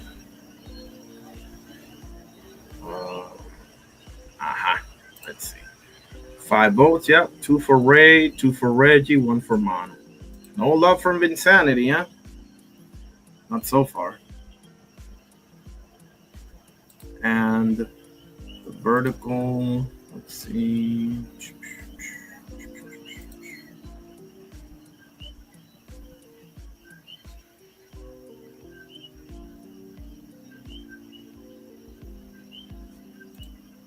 3 votes, 1 for Ray, 2 for Reggie. Man, Insanity. I mean, it's a tough group of names. There ain't no wrong answer whatsoever. Okay, let's keep going. This is the breakdown of Oscar Collazo. Okay, yeah, I'm watching an interview of Oscar Collazo.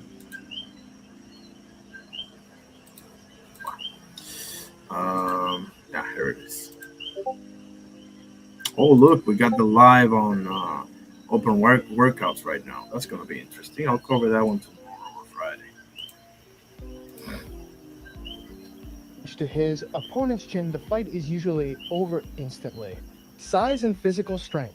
For a 63.5 kilo boxer, Rykoshev is a very large, muscular, and athletic boxer.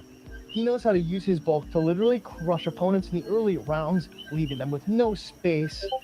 He has an explosive opening attack. The Shakhan is incredibly dangerous in the first three and fourth rounds. He immediately takes the center of the ring, applies aggressive pressure, and forces opponents to survive a barrage of heavy punches. The home crowd factor. The frenzied energy of the local fans always propels Ergashev forward, adding to his growing aggression. But Jukenbayev's strengths. Jukenbayev represents the classic high... Man, I thought Jukenbayev was Orthodox, but I was wrong. class Kazakh school of boxing. However, his advantage is built on intellect and discipline.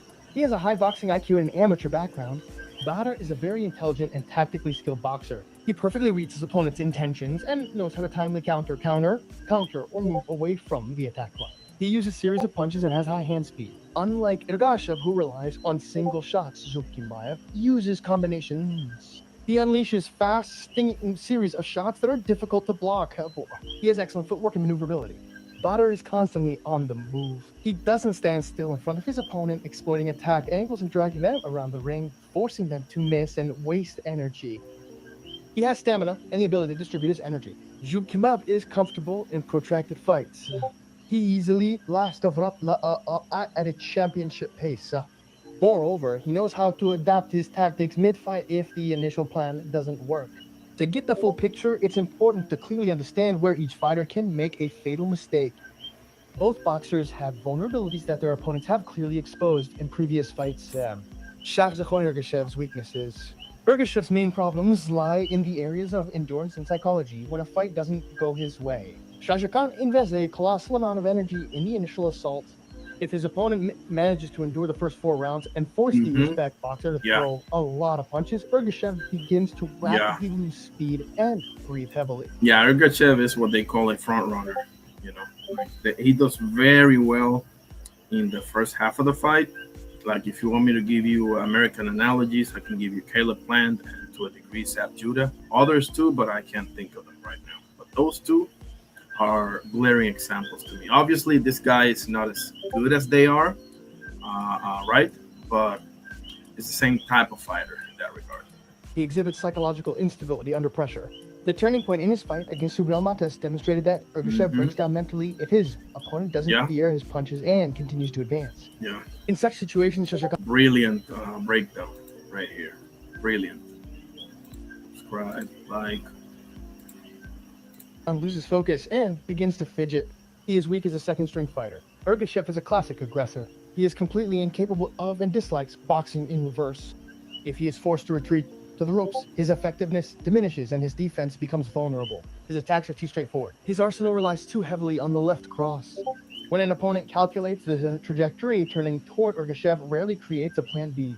Badr Jukenbayev's weaknesses. Jukenbayev's vulnerabilities are mainly related to his defensive reflexes at the start of a fight and the damage he's taken. He has a slow entrance. Badr needs time, 1 or 2 rounds, to get a feel for the distance, get his timing right, and adjust to his opponent. Because of this, he can be overly relaxed early in a fight. In his fight with Suga Alberto Roldan, this led to a knockdown in the first round. Against a puncher like Ergashev, such a mistake could be the last one of the fight. Aita. He also has grip issues. Zhukumbayev is a hard-hitting, spectacular boxer, but he's not exactly cast iron. He struggles with clean power punches. Mater, for example, was able to stagger and stop Bater when he landed his best shots. Excessive viscosity in exchange. Pause it, just for covering my ASS purposes. Oh,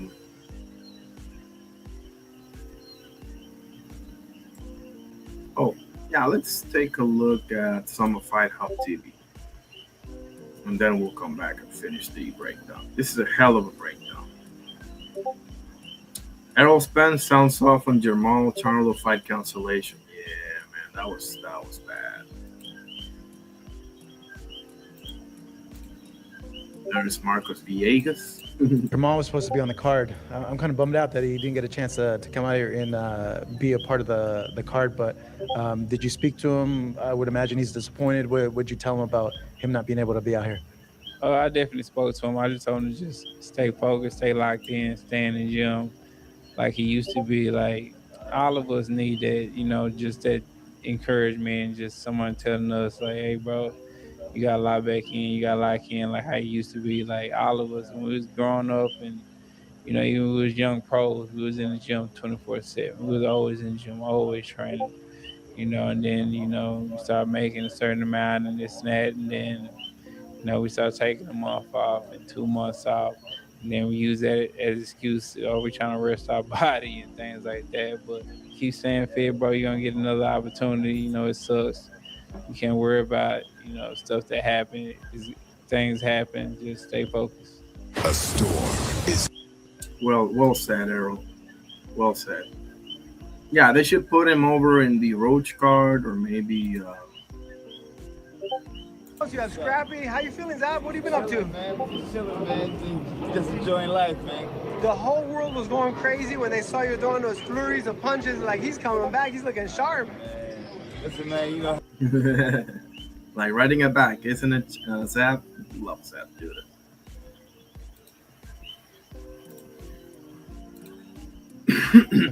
Sometimes Betir gets too carried away and engages in open emotional brawl at close range instead of calmly boxing with his footwork. Against the physically stronger Irgashev, such a tactical miscalculation could prove costly. Age and accumulated damage are factors. At 35, after a series of brutal fights at the American and top levels, his ability to recover from heavy blows may be diminished. Ergashev's weakness is that he can burn out and tire if the fight drags on. Zhukumbayev's weakness is the risk of taking a fatal blow in the first minutes while he's just getting into the swing of things. For Shahagan, the key is not to run out of steam prematurely, and for Batir to weather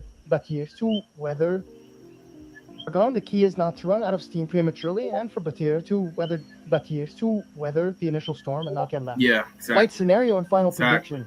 This is a classic puncher versus boxer matchup. From the very first seconds, RGA will turn on the aggressor and look for an opening for his left overhand or cross. Zhukumbayev's goal is to survive the first 3 or 4 rounds, forcing the Uzbek boxer to miss, throw him down, and wear him down with clinches at close range. If Zhukumbayev doesn't miss a heavy punch early on, the tide of the fight will begin to turn in the 5th round. Ergashev will begin to slow down, and the technical Kazakhstani will begin to take over the fight with his footwork and consistent counterattacks. The final verdict: Batir Zhukumbayev will win by decision in a close fight or by technical knockout in the later rounds due to exhaustion. Yes. Will be deadly in the first third of the fight. The alternative scenario for Ergashev is personal. He himself said he'd been waiting for this fight for 2 years, and this is his last chance to return to the elite after his setback with Julian Smith. The rabid support of the home crowd gave Zhukan a ton of adrenaline for the opening assault. Therefore, the probability of Ergashev's victory is a knockout in the 1st or 4th round. And I see that probability at around 40-45%. What do you think about this fight?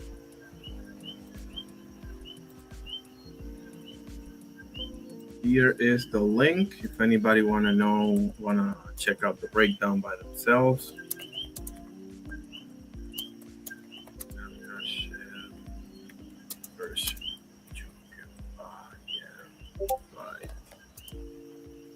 Okay, link to the there it is. Okay, Let me give you the overview. Boxing schedule.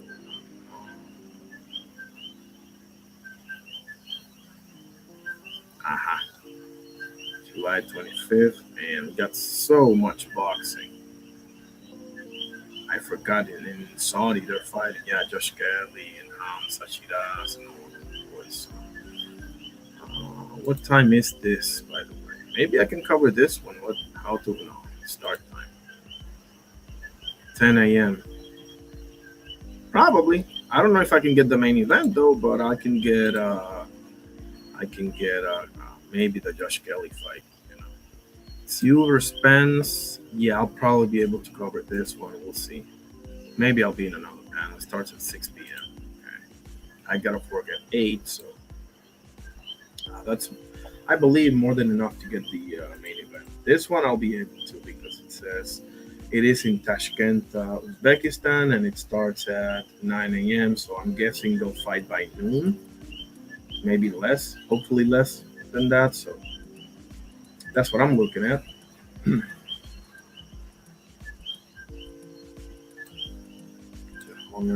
This is a sleeper fight, guys. This is gonna be an entertaining fight. I'm telling you, it's gonna be a very entertaining fight. I understand we got a bunch. We got AJ, we got Fury, we got Sufa, all of that. But this fight right here is a sleeper fight. Trust and believe that. Okay, take it from me.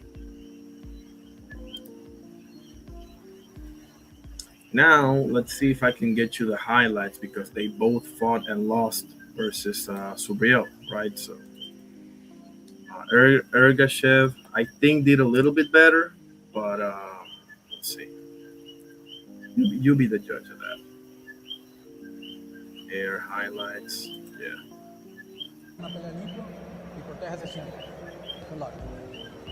Ergashev, he's trained by Sugar Hill Stewart, the nephew of the late Emmanuel Stewart, who was the quintessential.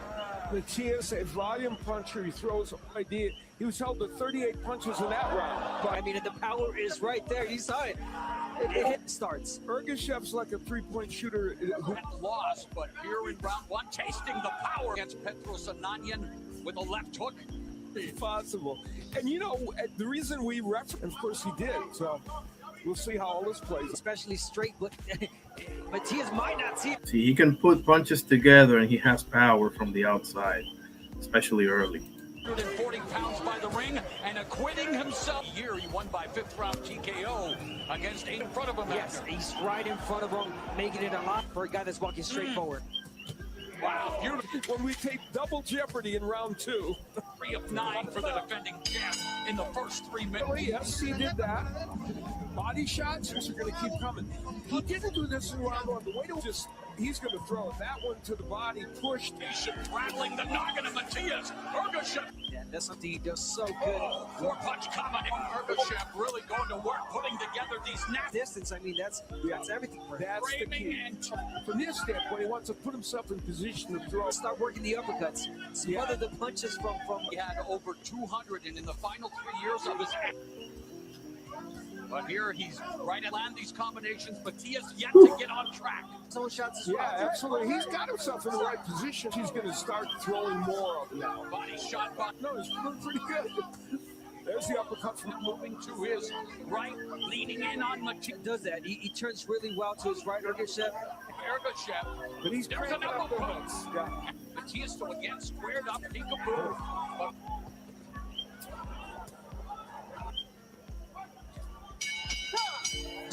in attendance, so many. Which is an Ergashev in that round. So he's a left-handed puncher, but the right hook for him has been a good. Yes, and Matias with some good body work. Slashes and straight left by Ergashev. Do that. You can't do that. Effective jab from Matias. Something that Ergashev is getting away with is that jab.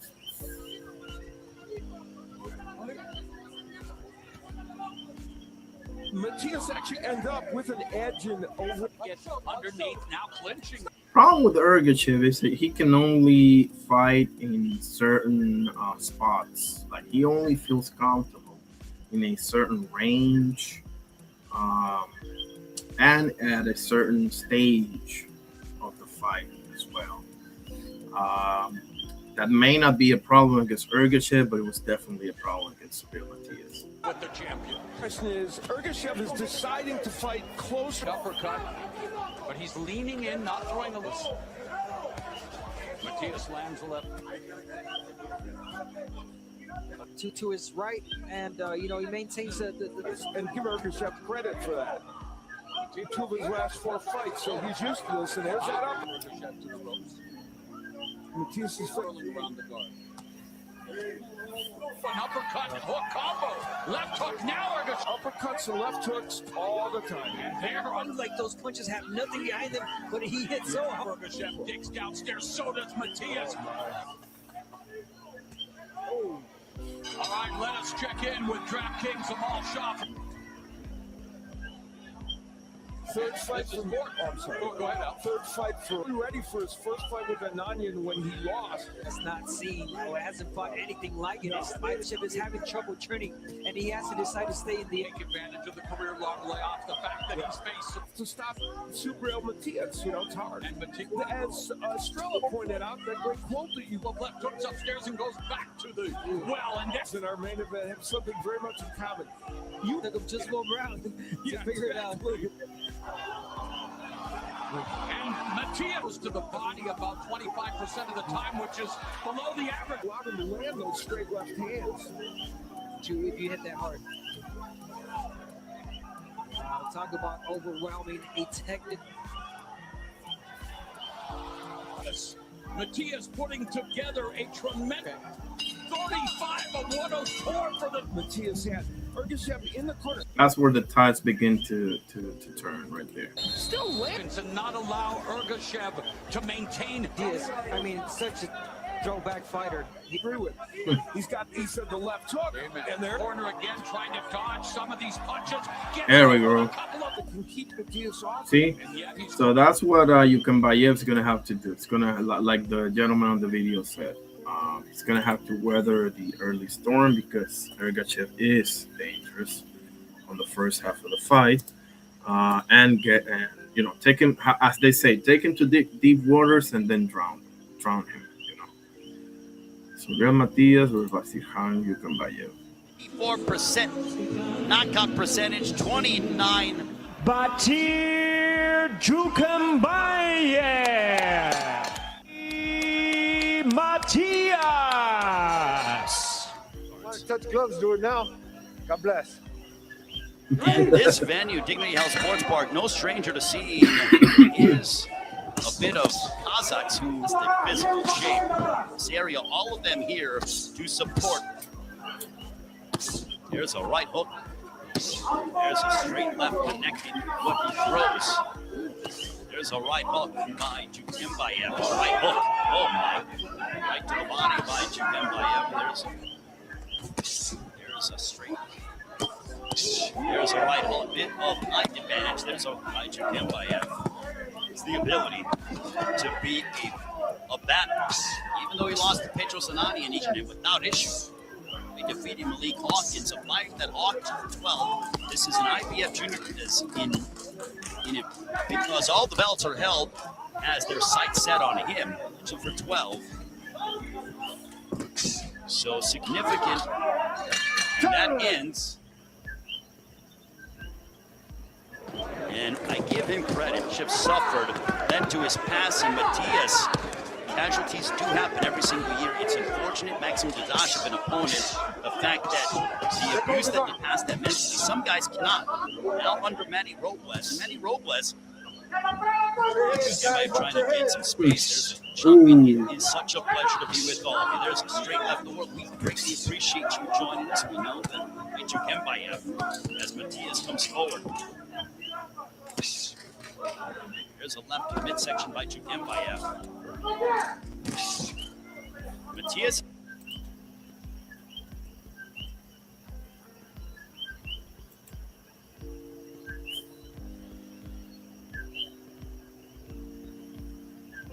I don't know why it says inactive there, but whatever. He's from Kazakhstan, 5'7", southpaw, 24 wins, 17 by KO, only one loss to Subriel Matias.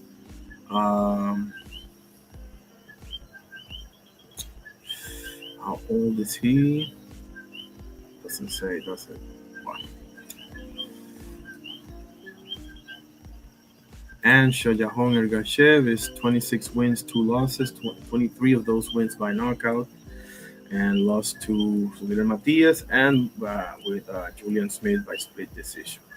Okay, so they both need this win badly. So I anticipate a hell of a fight, fellas. A hell of a fight.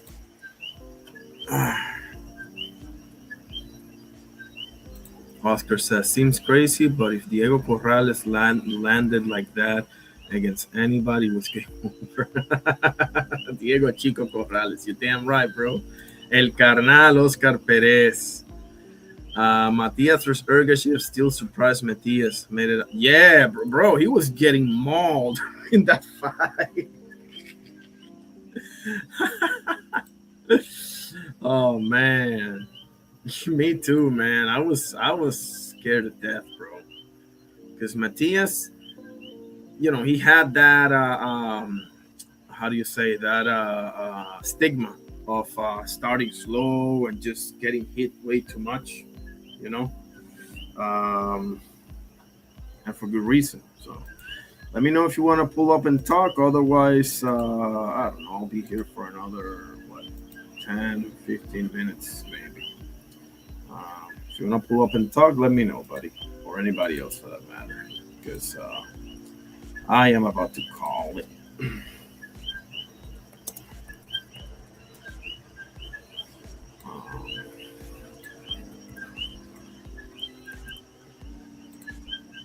See.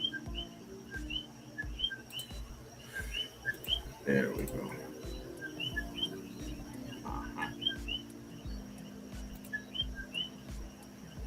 Okay.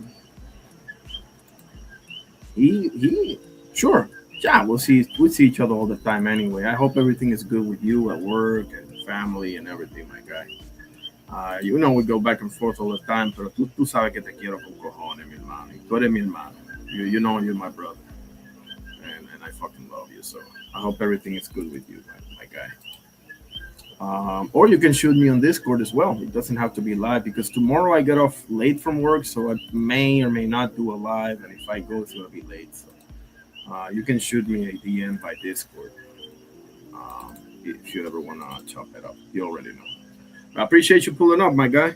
I appreciate you pulling up for sure. You already know anytime. Let me put the thingy with the link here. Oh, let me check the surveys. Let me check the survey, see if more people have voted. 1 second.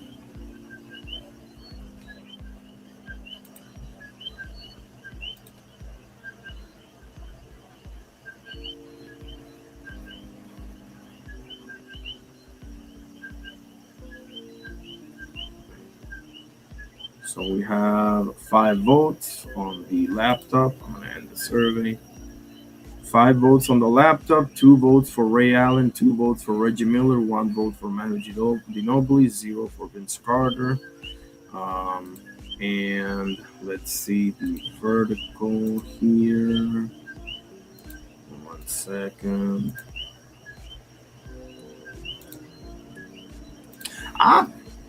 That's cool. That's cool. I mean, again, I don't have any problem with Spain. I got Spanish lineage also, so more power to them. We still got 3 though.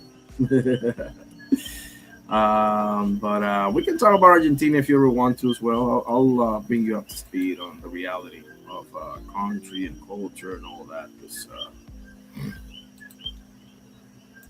But yeah, if you were rooting for Spain because of the Palestine thing, I got you 100%. Just know that the president does not speak for the people. Same for you guys. 3 votes on the mobile format. 3 votes. Yeah, 2 for Reggie, 1 for Ray. Awesome. So Reggie takes the cake with a total of 5 votes. Ray Allen had 3, and Manu had 1, and Vince had 0. We had 8 votes. Pretty good. Not so bad. We still got 3 World Cups, so we're good.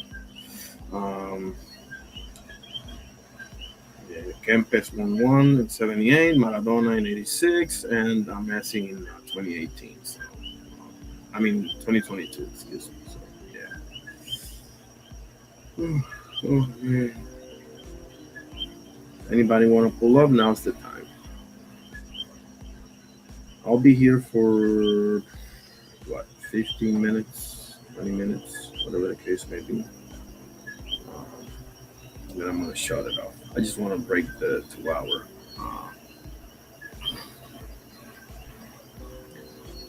There it is right there.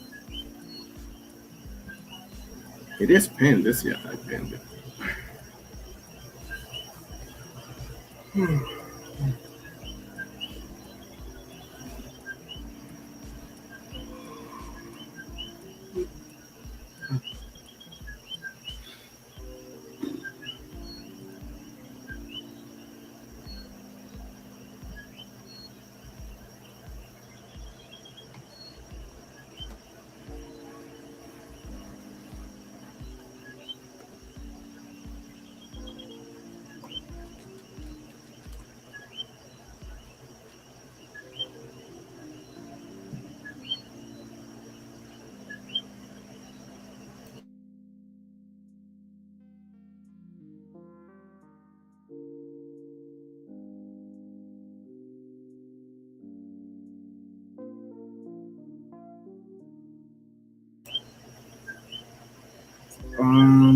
Let's go over the next fights coming up, huh? We did a showed a breakdown, a brilliant breakdown on Shoya Honrikashev versus Batirhan Duganbayev fight.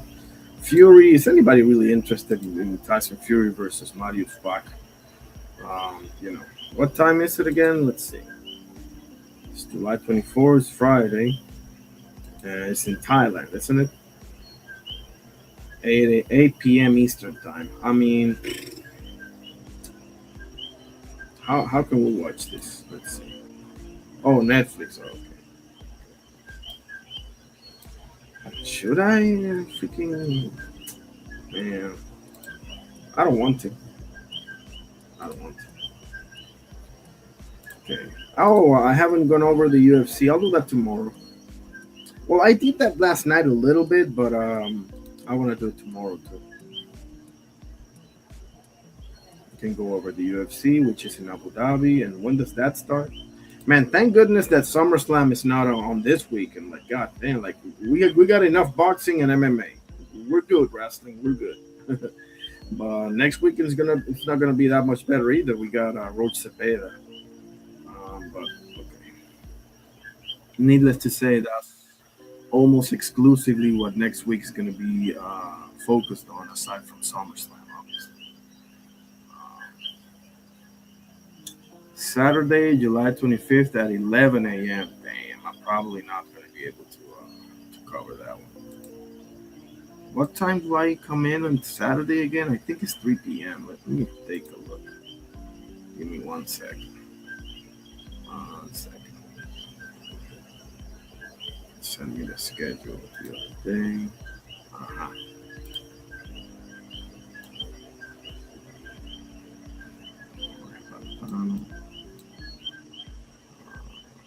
From 3 to 8. They start at 11 a.m. Knowing the UFC, man, the main event's probably going to start like at 4 or something like that. Maybe at well, maybe, I don't know. It depends, right? If they all go to decision or if they're finishing early. Like, if they're finishing early, I may have an opportunity, but I'm going to play it safe and I'm going to cover the David Nika fight. When is that again? Let's see. Yes. Roach Cepeda and SummerSlam is going to be my main focus, Oscar. Especially Roach. How do you see? Oh, you said the other day you were in the panel with Bodywork and B3, and you said Cepeda. If Roach goes out there and fights Cepeda's fight, bro, Cepeda's gonna maul him. This is what he does, man. So Roach got to stay disciplined, man. I'm gonna do a full breakdown of this next week. So tomorrow I'll probably go live way late just for the UFC. Maybe I'll do here and there, maybe some boxer's birthday. I'll show some highlights, stuff like that. But tomorrow, if I even go live at all, I may just go to the gym or maybe go to another panel or something like that. I don't know. Or maybe just do nothing and go to bed. I don't know. But Friday for sure. Now tomorrow, I'll probably do a Monday show, a morning show. I'm Oscar. How's your time? Like, do you have time in the mornings or no? Because in my case, it depends, right? That my schedule changes weekly, but I have more and more time on the mornings as of late. So hit the likes if you haven't, please.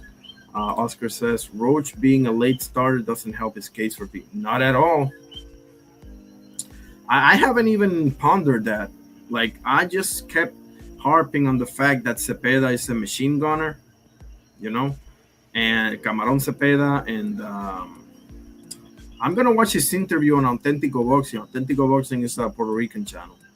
I know he interviewed him before. That was for the Shakur fight. That was some time ago, but nevertheless, I would like to see it. So I'm gonna watch that.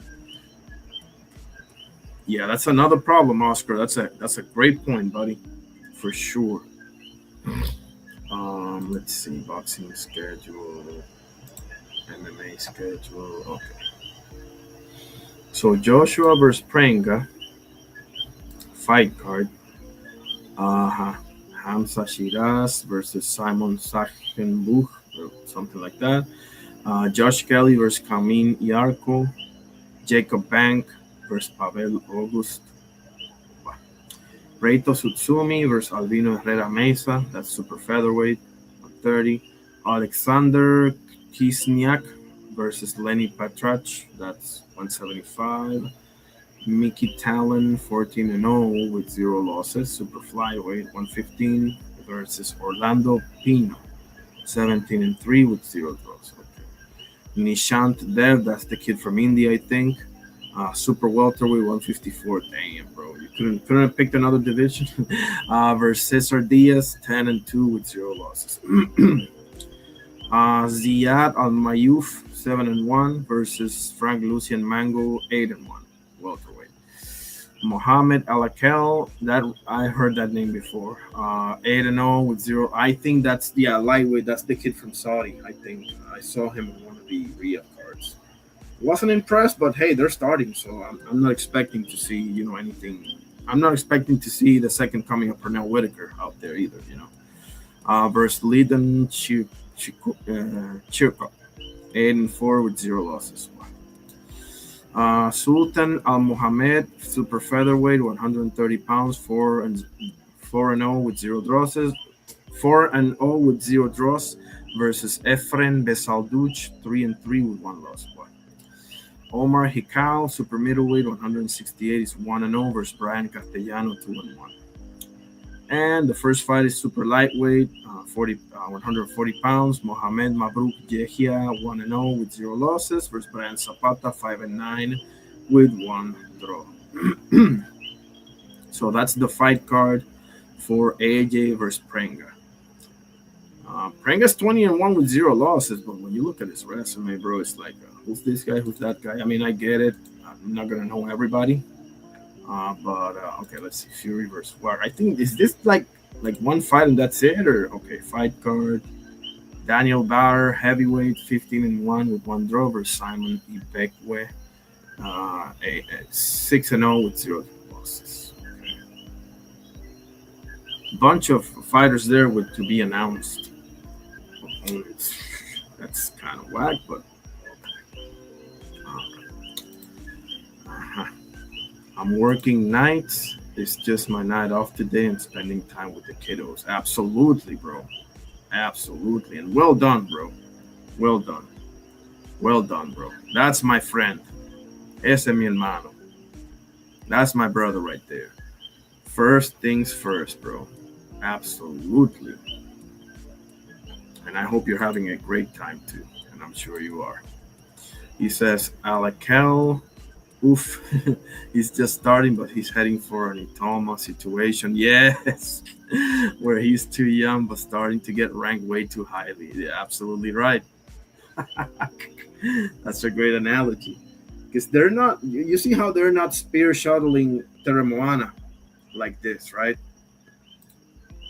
And I know this is the British heavyweight era, so being from the UK gives you a leg up at heavyweight. Like it's their division right now. If Usyk doesn't exist, it's literally their division. Let me just put it that way, right? And yeah, you got Wilder, you got Zhilei Zhang, you got Caballero, you got Parker, but most of the best are all British, bro. Fury, AJ, Fabio, Dubois, and now Moses. I mean, come on, I'm forgetting one or two of them too. So we got some Africans there. I do like Efe Ajagba, the Nigerian Nightmare. I did enjoy the fight against Bakoli. I've seen that one like 4 times. I enjoyed the fight, I really enjoyed it because we got to see boxing, but we also got to see, firefights, brawling, rough and rugged, Anytime Bakoli, whether it was because Bakoli pinned him or whether it was because Efe Ajagba had to, chill out for a second, it was entertaining because Bakoli was hammering him when he got him on the ropes. And Efe, when he was boxing, oh my goodness, he was piecing him up. So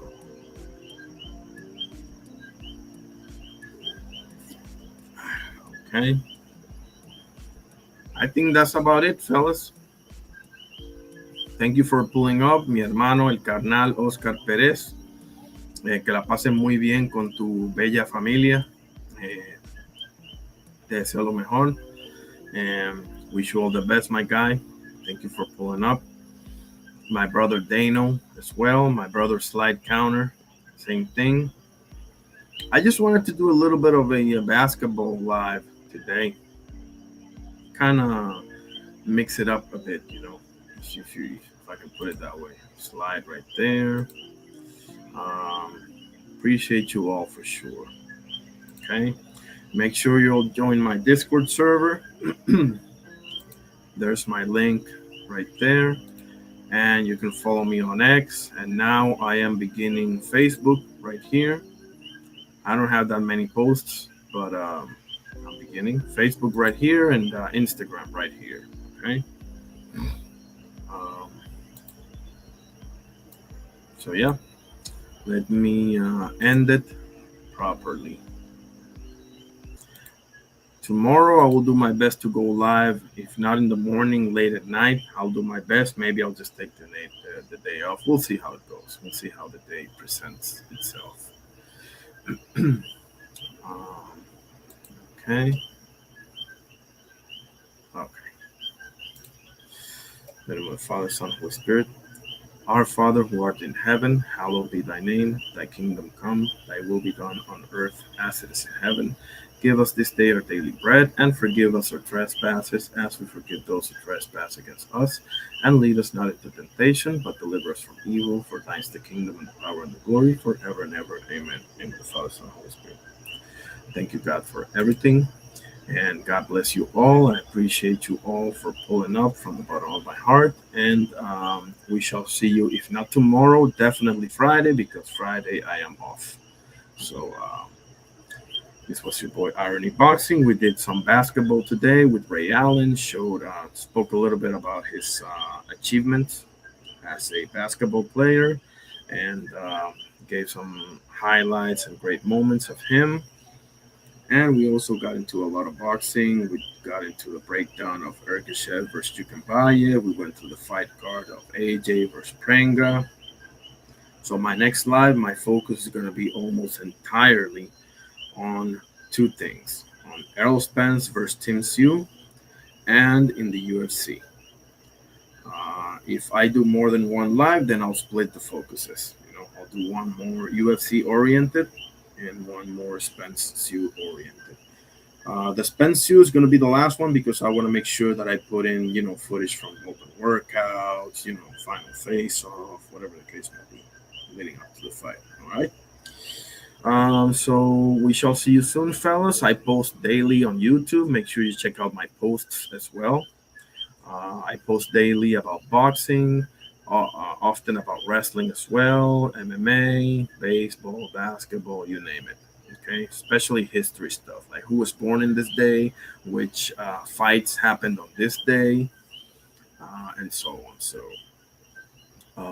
we shall see you soon, and I appreciate everybody that was kind enough to pull up in the chat and on Twitter as well, or X.